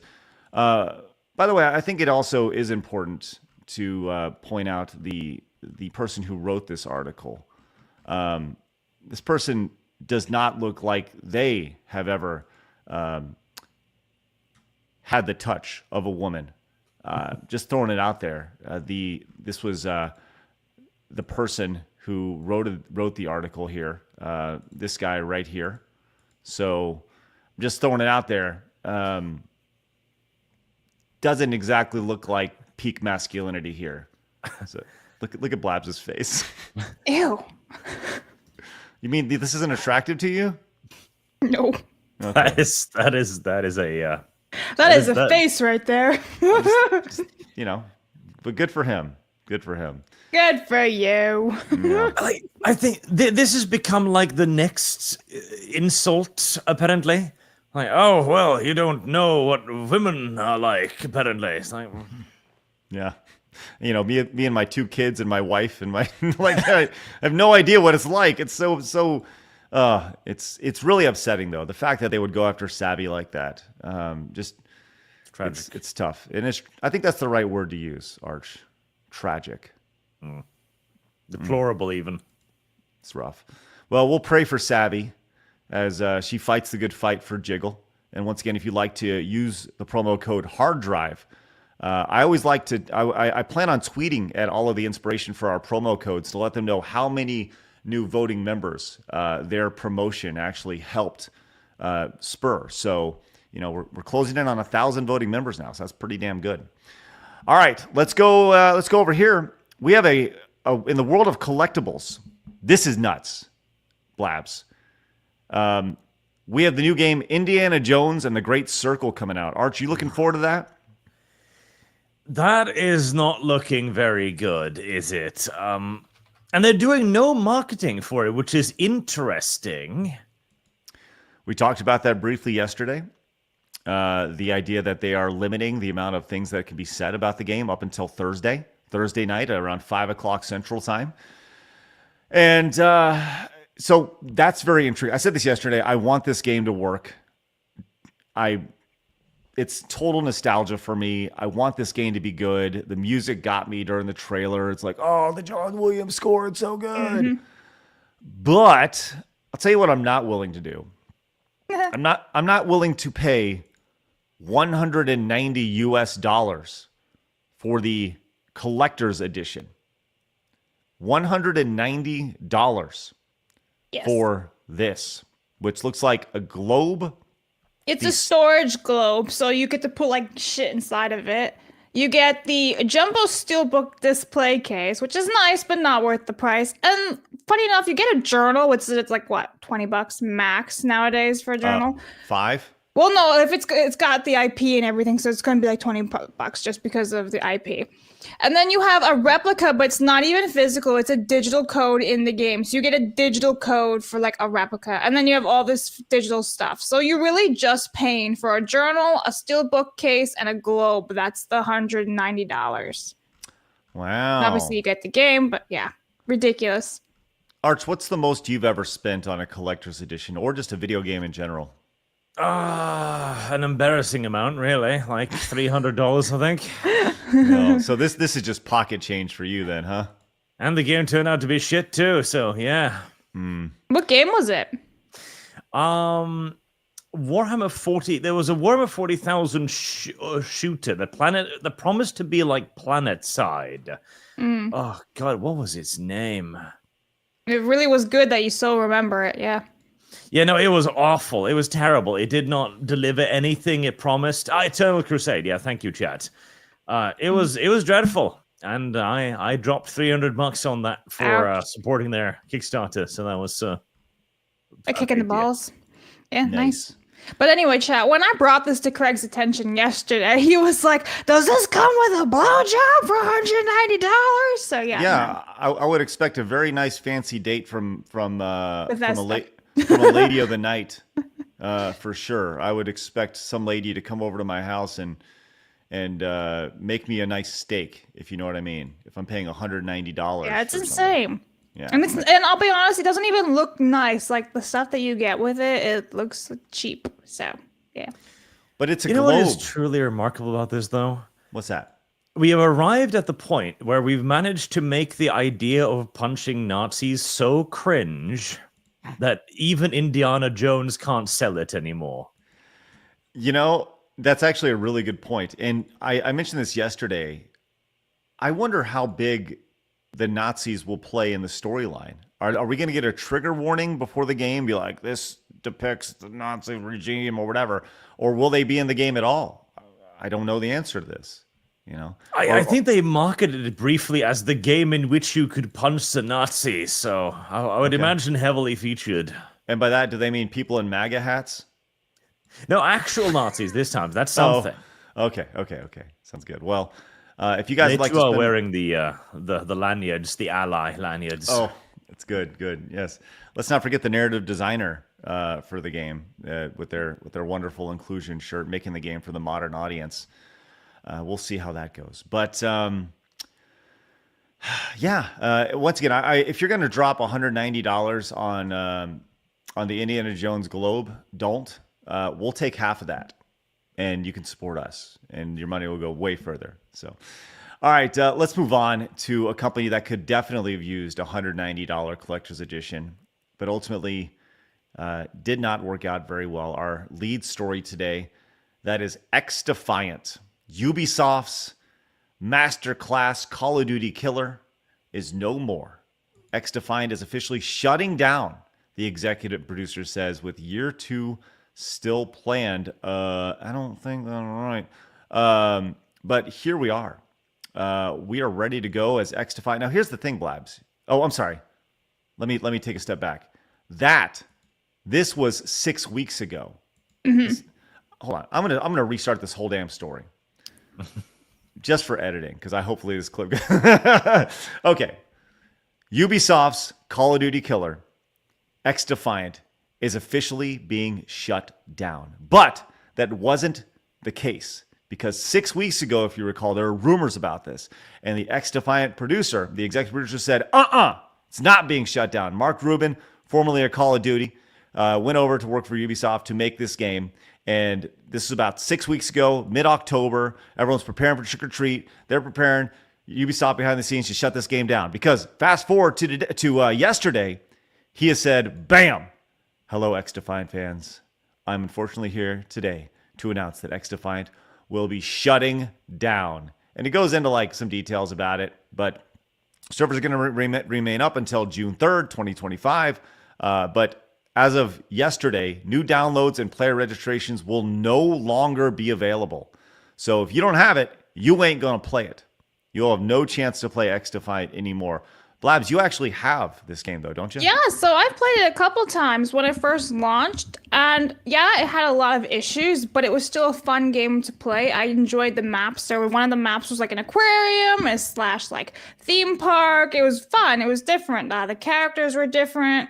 I didn't mind it whatsoever, but it did fall off. I used to play it with like Mike and a bunch of the Australians and all that. And yeah, we all ended up just like not picking it up anymore, especially after one of us got banned for no reason on the game. So like we just stopped playing it. But it is sad because you have like Mark Rubin going in over there to try to fix Ubisoft and it can't be saved. But yeah, I mean, when it doesn't even launch on Steam and you want it to launch on Ubisoft, which is absolutely sloppy UI, horrible, super duper clunky and chunky to work with. No. Yeah, it makes you wonder. And also it kept getting delayed too. So when this was when it should have been announced and released, I think it would have done really well because people were looking for an alternative to Call of Duty.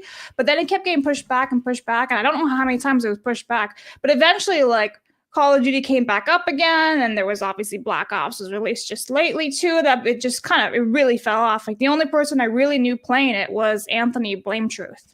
And he was a big supporter of it. Yeah, I asked for a status check on him. I was like, a status check? He said, gutted. I feel like the game was about to find its footing with Season 3 too. Assassin's Creed themed season was going to be sick. So, gutted here for this video game. And this is how everybody always feels. I feel like the game was just about there. And I'm sure that's what Mark Rubin feels like as well. Mark felt, but unfortunately, not enough players, and that's the one thing we don't know is what did the player count look like for this game? Yeah, because there's only Ubisoft, and we'll never know that. No, and I think this is a lesson. Like, number one, you are fighting an uphill battle because you are fighting against Call of Duty. Yeah. So that's incredibly hard to do. Now, granted, you had some of the Oest of Gs that were building this game from the ground up to compete with Call of Duty or the arcade shooter or whatever. But then you totally just knock yourself out by not putting the game available on Steam. It sounds like just a massive losing proposition. Arch, are you a big Call of Duty player at all? I am not. I used to enjoy the single player campaigns because they were nice and, action packed and crazy. Mm-hmm. But never been into the multiplayer. Well, this game was strictly a multiplayer game. No single player associated with it. They also put a tweet out over on X, the XDefiant tag, saying that XDefiant is sunsetting. Sunsetting is just a nice word for shutting down forever and never coming back. I will say that this account, who's ever running it, has been very graceful with their replies. Lots of people were saying, "Oh, that's tough, man," and they're just being very kind, saying thank you for sticking with us. Sure. They're not attacking anybody, they're not blaming anybody. So I have to say that's pretty graceful in, modern day 2024 when we see like developers and other accounts attack fans or would-be customers. It's nice to see for a change that they are nice and polite. Yeah, for sure. Now, unfortunately, more people like this tweet than actually played the game. Yeah. And that's the issue. It's one of those you never know. I remember back in the day, God, what was that damn game? I think it was a Cliffy B game. Cliffy B tried to make a game, Cliff Blazinski, and it failed horribly. And then they rushed out a game called Radical Heights. It was a battle royale game fit in like the 80s. And the game only was alive for like 6 weeks or so, but it was a really bare bones battle royale game.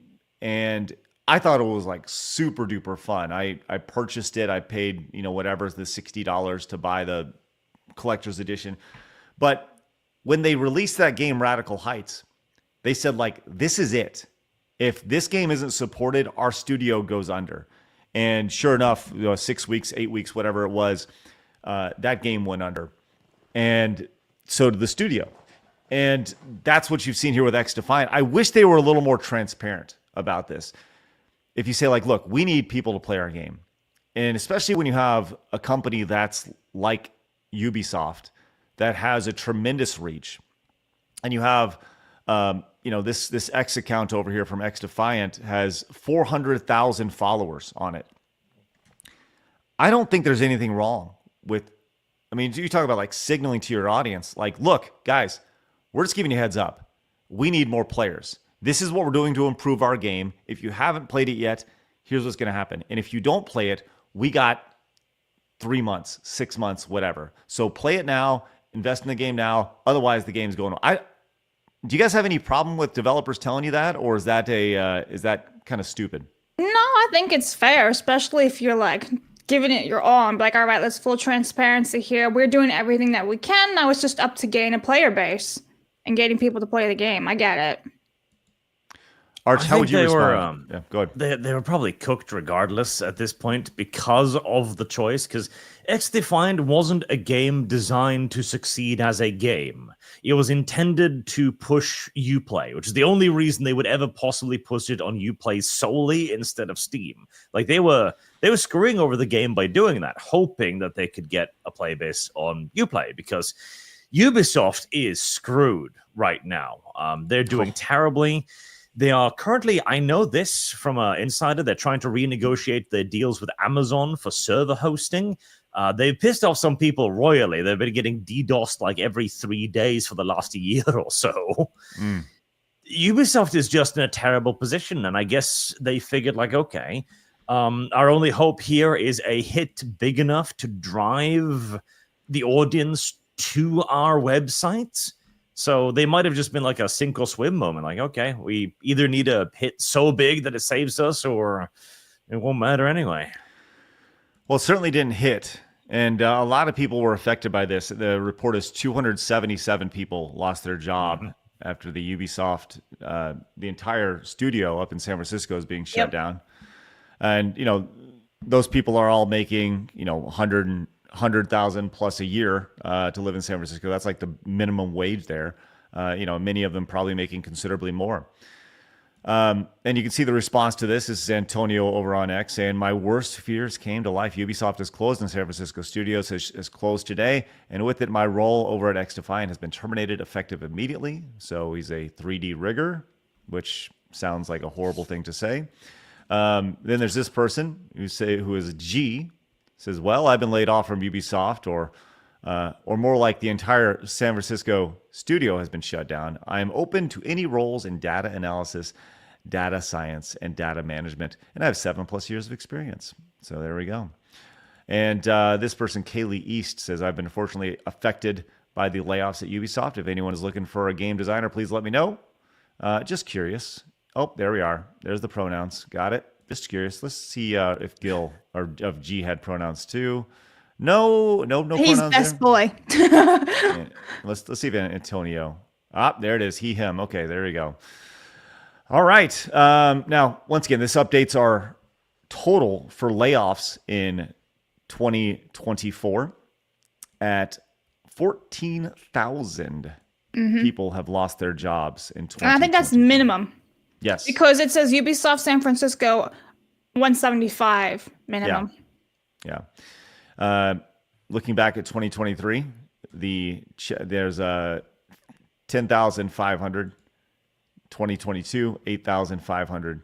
So, I mean, we're looking at not quite the combined of 2022 and 2023, but 2024 has been a bloodbath. And it started literally in January this year, where people have just been cut and axed. And people, as I've seen write-ups about this, Arch, the idea that this is another live service game being shut down. Do you think that had anything to do with this being a live service game?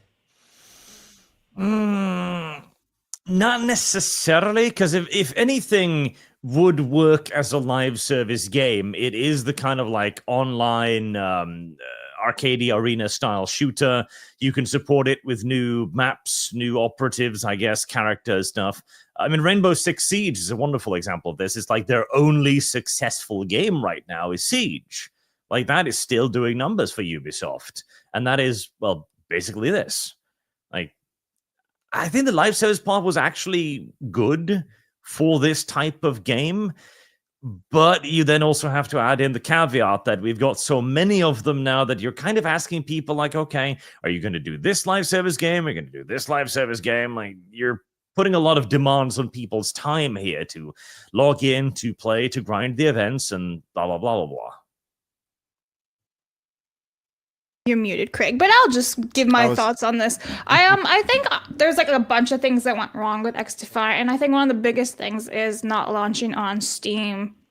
That is a huge thing, because you have to go and download Ubisoft, you gotta download everything else, make the account. It's like, who's gonna do that? People are lazy. They just want all their shit in one place, and Steam is the most popular one. So, yes. So let's talk about that for a second. You mentioned Rainbow Six Siege a second ago, Arch. Let's play the Price is Right game. How many players do you think right now are playing Rainbow Six Siege on Steam? I have no idea. Couple thousand? Blabs? I don't know. Yeah, I'm gonna go with Arch, a couple thousand. Okay.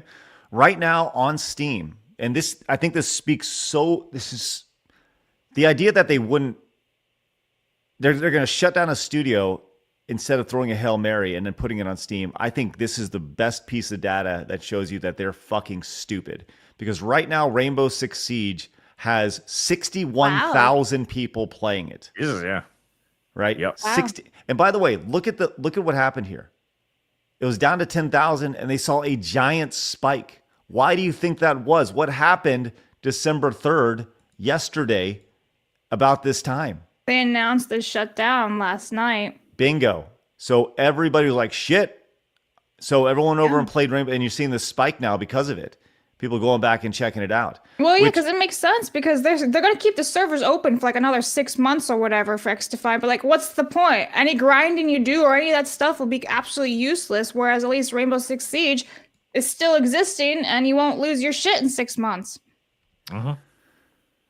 The response to this on Reddit, in the XDefiant Reddit, has been, exactly what you'd expect. But I saw this, and this is kind of an interesting thing. The failure of XDefiant is bad news for FPS games. I don't think that's the case at all. I think the failure of XDefiant is bad news for Ubisoft. Certainly not FPS games as a whole. There's plenty of other FPS games that are killing it. Well, what was his reason for saying he thinks it's terrible? Sure. He said, I stopped playing XDefiant relatively early. I really was looking forward to the game when it was announced, played the betas, but apart from the first beta, I never had fun in the game. There you go. Bingo. This is all you need to know. I never had fun in the game. So that's why he thinks it's bad news, because he didn't like the game. Yeah. Well, that's a bit weird. The reason for me, I never got my aim right. So it's like, yeah, well, yes, gunplay. Gunplay is key when you're playing a first-person shooter arcade game. So, I mean, yeah, it's crazy to see. Skill issue, says chat. I agree. Yeah, very much a skill issue. Very much. All right. Well, rest in peace, XDefiant. And this just, I mean, I don't know if we've ever seen a game like a company have a year So like shit. like Ubisoft has had in 2024. It's been. I'm literally. I wrote a letter to Ubisoft yesterday as part of my letter series that I'm starting. I did one on David Jaffe earlier this week, and it did pretty well. So I'm doing another one to Ubisoft, and I wrote it yesterday morning, and I actually have to go. I had to go back and amend it after this was done because I kind of go down the list of each of the games that are talked about. But Skull and Bones, Star Wars Outlaws, XDefiant, Assassin's Creed Shadows, boom, bomb, bomb, bomb, bomb. And you had a little bit of a kind of an uptick with the Prince of Persia 2D platformer game that was released, and that people like that. But that's certainly not enough to save a studio when you're just having bomb after bomb after bomb. And you're also forgetting Avatar. There was an Avatar game? Oh yeah, that's right. Mm-hmm. Yeah, I think that Avatar. came out like January or maybe it was December last year. Because Yeah. that should have been a slam dunk. Like Avatar is, well, it's one of those weird IPs that should be huge and yet weirdly kind of isn't. Like, Yes. So it released December 7th, 2023. And it basically, there was like no marketing for that game. No one was playing that game. It went under the radar, but I haven't heard anything about it. I don't know if it's good or bad. Nothing. We got to have a conversation about Avatar because that movie makes like billions of dollars, the first two. Mm-hmm. I don't get it. I don't understand. Like, it's the most forgettable $1 billion film ever. I saw the first one and I was like, all right, how did this make $1 billion? I don't understand it. So much so that it has an attraction at Disney World now and a second film, and they're going to make like 7 more films. Maybe I'm just, well, no, I am the audience, because if it's $1 billion, it's made for everybody. Arch, are you an Avatar fan? it's a fascinating subject, actually, because by any normal estimate, a movie that big, and when the first Avatar was out, it was everywhere for a few months. Like, I was reading comics in Norway referencing Avatar, and yet it didn't build on it. It didn't release anything else. It didn't continue its momentum. It turned what should have been a cultural movement the size of Star Wars into a wet fart that people went to watch 7 years later, more out of nostalgia than anything else. Blabs, have you seen the first 2 Avatars? So I've seen the first one. I thought it was absolute garbage and shit. For some reason, everyone in my family loved it, but me, so I am the dark sheep. But I never bothered watching the second one. I don't know any of my family members who have seen the second one either. We're just like, eh. I mean, people saying like the CG was amazing. I'm sure, but I just had no interest in the story whatsoever. It does look phenomenal. I have seen like BTS footage of them, mocap and all that, and I think that's like outstanding, amazing. But I still have no interest in the actual story. Silence You Idiot came in and says all you need to know about Ubisoft's Avatar is they updated it for the PlayStation 5 Pro and it fucked up the textures and shaders, so people wanted refunds as it performed at a worse resolution than the base PlayStation 5. Oh wow, that's awesome. That's outstanding. I didn't know that. Thank you for that, Silence You Idiot. All right, what do we got here, Blabs? Oh, okay. Well, Do we have breaking news? Sort of. Uh-oh, hold on. We haven't used it in a little bit, and I think it's important. Breaking news! Okay, here we are. We've talked about the Twitch adpocalypse coming, and is in full effect after the election. All the election money ran out. All the money that was being thrust into these platforms ended, and all of a sudden, and the Twitch adpocalypse is beginning, Arch. First and foremost, your thoughts on the adpocalypse. Is it a reality? Let's see. I found an article that references this, and the first thing I do was Control F Hasan, and yep, there he is. Yep. the harbinger of Twitch's economic doom. Wow. Well, apparently, according to Dexerto over on X, AT&T, Duncan, and JP Morgan have stopped ads on Twitch due to alleged anti-Semitism on the platform. Yep, I found an article talking about it, and I mean, alleged anti-Semitism. See, you can say that about YouTube. You can go like, oh, you're alleged anti-Semitism, and okay, what's your example? And they find like a YouTube channel with five subscribers, and there's an ISIS propaganda video put up by literally ISIS that is taken down 5 minutes later. Whereas here, you know, one of their biggest stars is talking about this non-stop. Well, this is courtesy of livemint.com. Right. And I think that's the other thing. Before we get to this article, the idea of alleged anti-Semitism. I think you said something there, Arch, which for me is really important. The idea of alleging somebody did something. Arch, I can't believe you punched that dog. You allegedly punched that dog. You puppy puncher. Right? See, like, so I just threw out an allegation at Arch. And allegations are facts these days. That's right. And that's the thing, is now we know that Arch is a puppy puncher.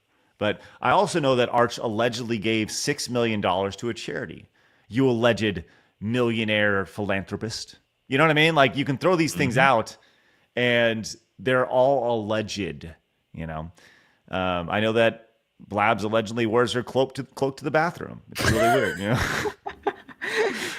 But drapes it over the back of the toilet, all royal-like. It is a throne, after all. She comes in and she's like and sits down. But the idea of like allegations in 2024 in the court of public opinion are pretty much fact, and it's silly. But I do want to get to this article here. It says 3 major brands have halted their advertising on Amazon's Twitch online service, according to people with, and this is another thing, according to people with knowledge of the matter. You okay, Arch? He's sneezing to the reporting. There we go. I didn't know Norwegians could sneeze. We do occasionally, but we make weird noises when we do. Do you like ring a bell or something when you do like a ding? No, I literally just say sneeze out loud. Just want to like say hiccup. Sneeze. Weird. It says a 4th sponsor, Chevron Corp, is considering ending future support for the TwitchCon convention after its name appeared in the background of a controversial panel discussion at the annual event. I had not heard about this. Oh, we talked about it. You remember when they were like the grading, like Arab good, Semitic bad? Yes. Yeah, their logo appeared behind there, which is not a great look. Not the best look. It says the pressure comes from online forums and chat rooms associated with Destiny. Once a popular political commentator on Twitch, he was banned in 2022 for hateful conduct after making comments about trans women and defending racial slurs. In numerous YouTube videos, he has attacked rival commentator Hasan Piker, a popular Twitch streamer, including for his criticism of Israel.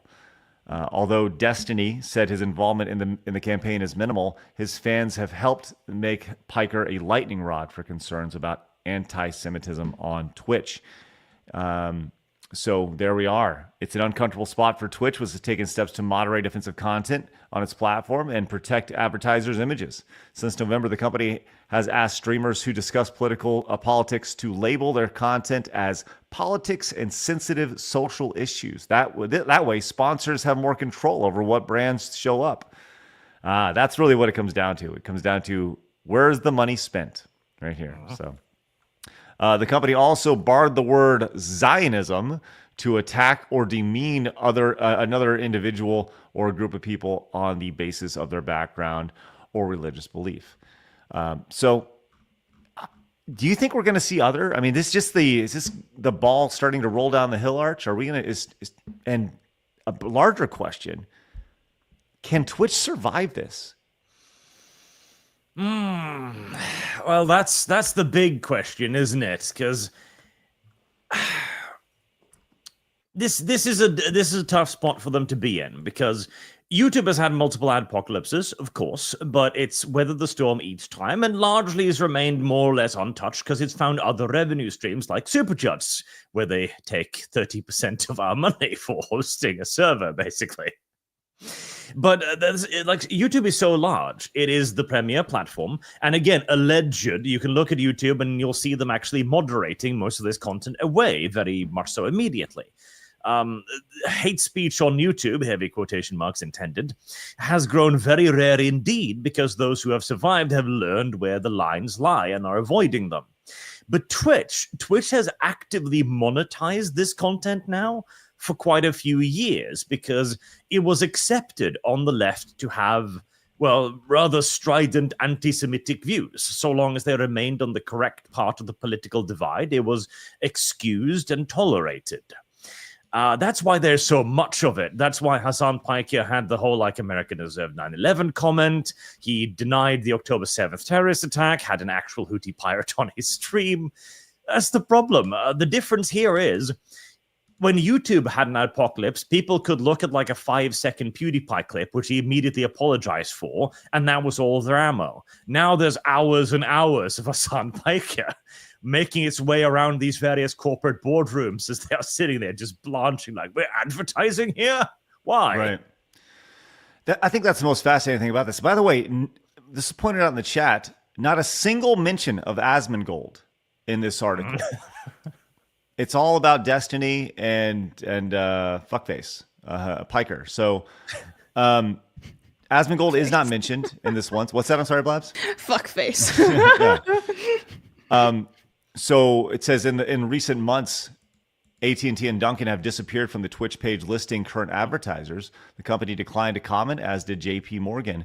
In a statement, Chevron says, derogatory comments made by panelists in one session at the TwitchCon event were deeply hurtful and not aligned with our company's belief. At the panel, Twitch streamers ranked others by how Arab-friendly they felt they are, with the lowest being Loves Sabra, a reference to the hummus brand once owned by an Israeli company. Chevron, quote, relied on conference organizers to exercise stringent oversight on presentations and content, and we are disappointed that such divisive rhetoric was allowed on stage. I'll say this. Chevron clearly has never been to a gaming convention or seen a gaming panel before. Of course they haven't. This is what they're saying here. We rely on the organizers to make sure we look at, these fuckers literally just drop.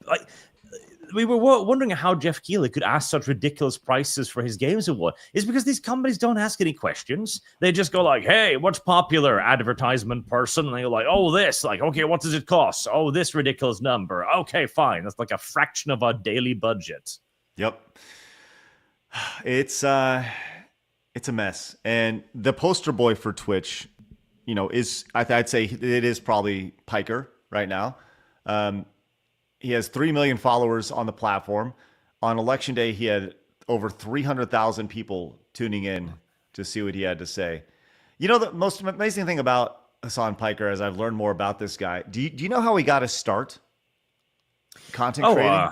On his uncle's podcast. Well, even more than that.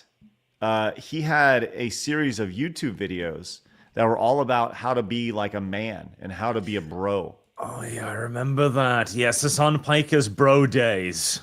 Yeah, it was Broski or something like that. Yes. Labs, have you ever seen any of these before? No, I tend not to watch men who say how to be a man because usually they're the insecure people you ever met in your life. Oh, you should. They're really gold, especially considering his current career. Well, Blabs, I'm glad you haven't seen it because you're about to. Oh, no. Check it out. Here's rare cringe Hasan right here. This is how it starts. Bro tip. Courting females and acquiring currency. Here we go. Let's check it out.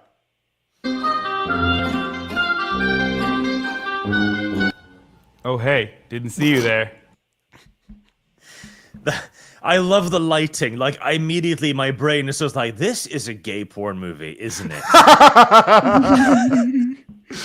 Oh, hey, didn't see you there. Unzip those pants and let's go at it. Here, Blabs, just I'm gonna play it in its full glory for you. Oh, hey. Didn't see you there. I'm Hasan Piker, and this is Bro Tip. This week's Bro Tip is about bringing out the alpha male in you. Ow! A few things to consider when you're thinking about Lady Gaga as a top contender for Babe of the Week should be the fact that she might have a penis. The fact that Lady Gaga might have a small penis does absolutely terrify me. Here's why the 5-second...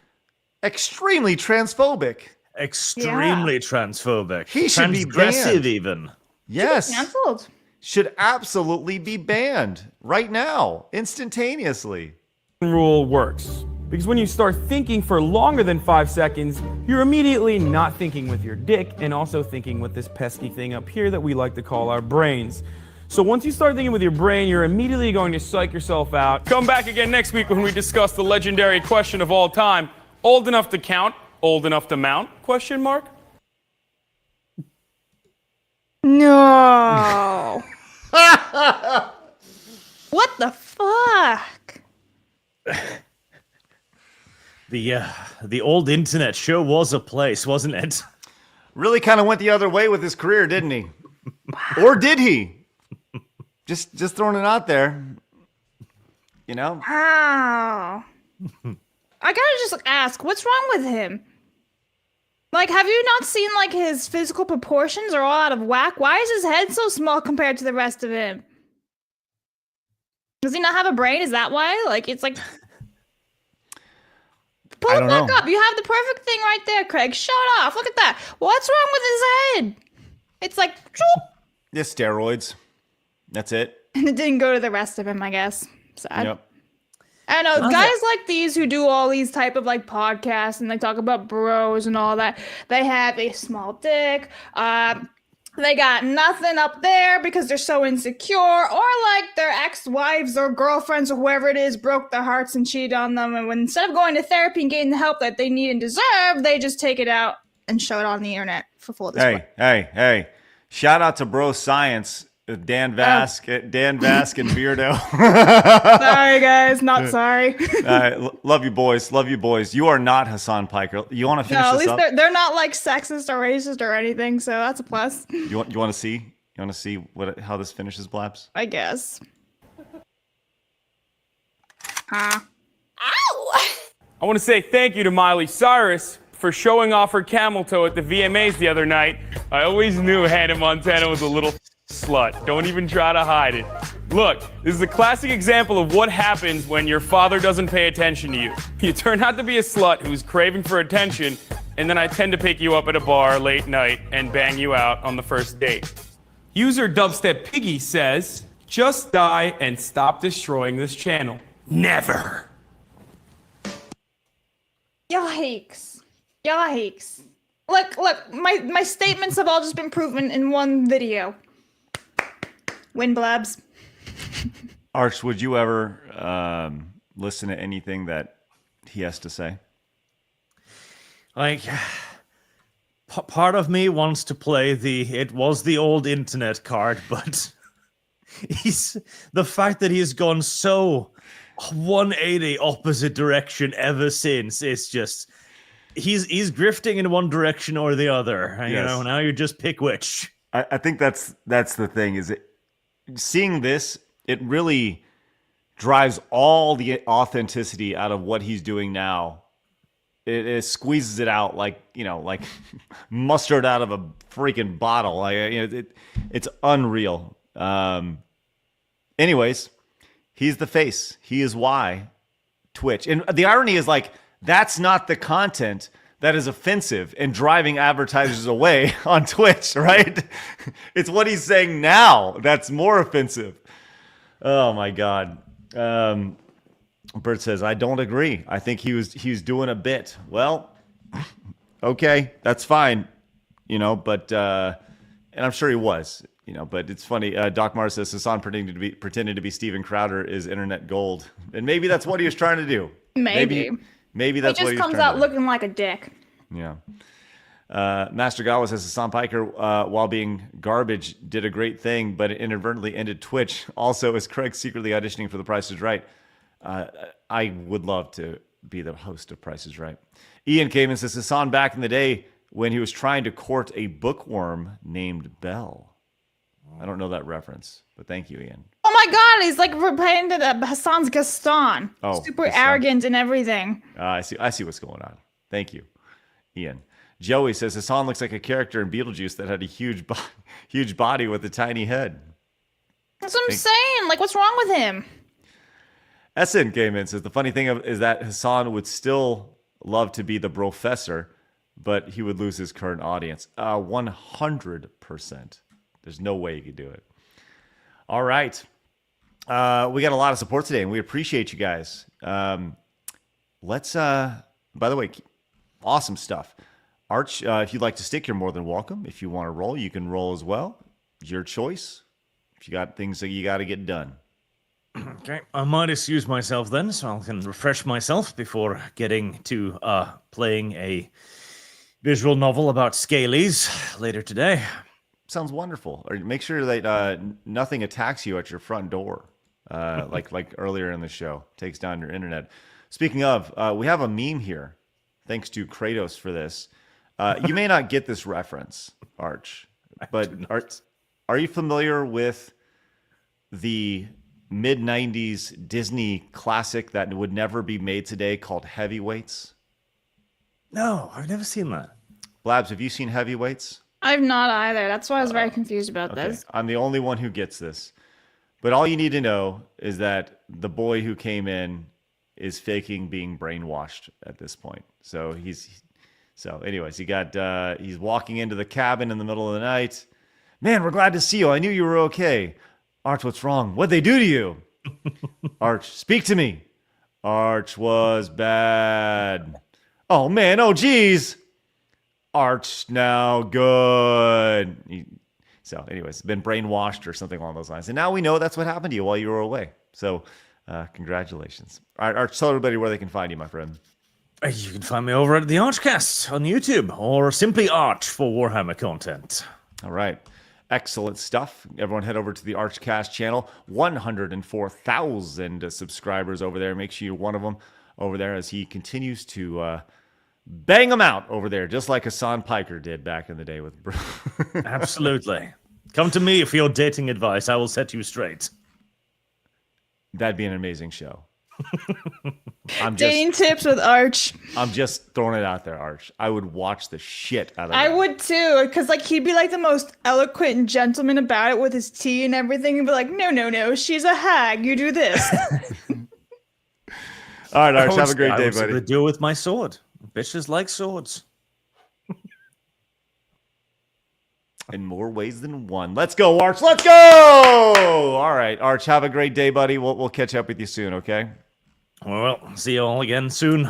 Sounds good. Bye. Norway. All right, let's get to some support. Guys, thank you very much for your super chats, your direct donations, and Rumble rants. They're massive, and they allow us to do the show every day, Monday through Friday in the middle of the day to hang out with you guys. So thank you guys. So let's fire them away. Blabs, what do we got? Okay, over on Rumble, we missed Lord of the Reed for 2 saying it's dead, passed on, pushing up daisies. This is an XDefiant. Hope at least one normal man gets the reference. I don't know if we hit this one from Jay Thomas saying, unpopular opinion, I unironically love the Mariah song. I also have a VHS of her MTV Unplugged. Yep, no auto saw that one, tune yep. with her. Mm-hmm. Unlike Swift. Inclusion pins are no different than mid-century German armbands. Thank you, McLeod. Okay, I think we're caught up. We missed the one over there. All right. Top we have Andrea talks about the wall on Midnight's Edge. Mercy says that exit tax is being pushed so very hard in Cali. What isn't being pushed in California? Marksman says, Arch, I don't know. What is the calendar looking like? Sorry, we missed this one for him. Johnny says, Cloak Craig, no, more like Darth Stutters. He's a Sith Lord. Gear says, rule number 1, no virtue signaling for no reason. Correct. Heavenly Justice says, is there any perks of becoming a sponsor of TRGM? Yeah, hit me up. Send me a message or an email. craigskitspodcast@gmail.com. Tom says, folks wearing capes and pins, offices in 2024, clown emoji, yes. Nathan says, there are only 2 winning moves. 1, don't tell people are noisy. 2, learn to roll with the punches and jokes at your own expense. Thank you, Nathan. Delta says, I need a particular jacket, but they also store meal ingredients in there. No dusty reflective wear, no hoodies with fluff coming off of it. Trench coat. Aiden Perez says, seeing that bald guy with a Nintendo Switch makes me thankful I didn't end up like him. I'm spending time lifting weights to get stronger. Yeah. Mercenary says 350 for Halo Reach. Also Arch, Ariel. Yeah, but Thanks, Halo Mercenary. Reach is like a good game from what I hear. It ruins like lore and stuff, but at least it's a good game. Boog says 4 Jiggle Physics Award. Have ass, bobs, and thighs categories. Oh, break it down even further along the way. I like that idea. Thanks, Boog. Along the way. 6 Strings says Lady Desiree planning on performing live at 6:30 on all platforms this evening, so drop by and say hi. Thank you, 6 This is Strings. great. Ryan says, pretty sure I paid $300 for the Reach Edition Xbox 360 custom 360 game and a stash of characters. I got a whole new console though. Yeah, like that's worth your money.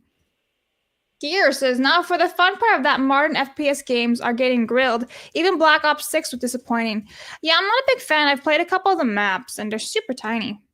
Master Gower for 5 says, I don't expect anyone to defend anyone, but we should be able to say honestly that they fucked up royally and we disagree with the hot takes. Rant over. Yeah. I don't disagree with you.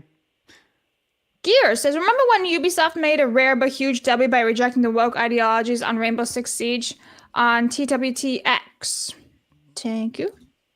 Mercenary says, proud to say I never saw any of the Avatar movies.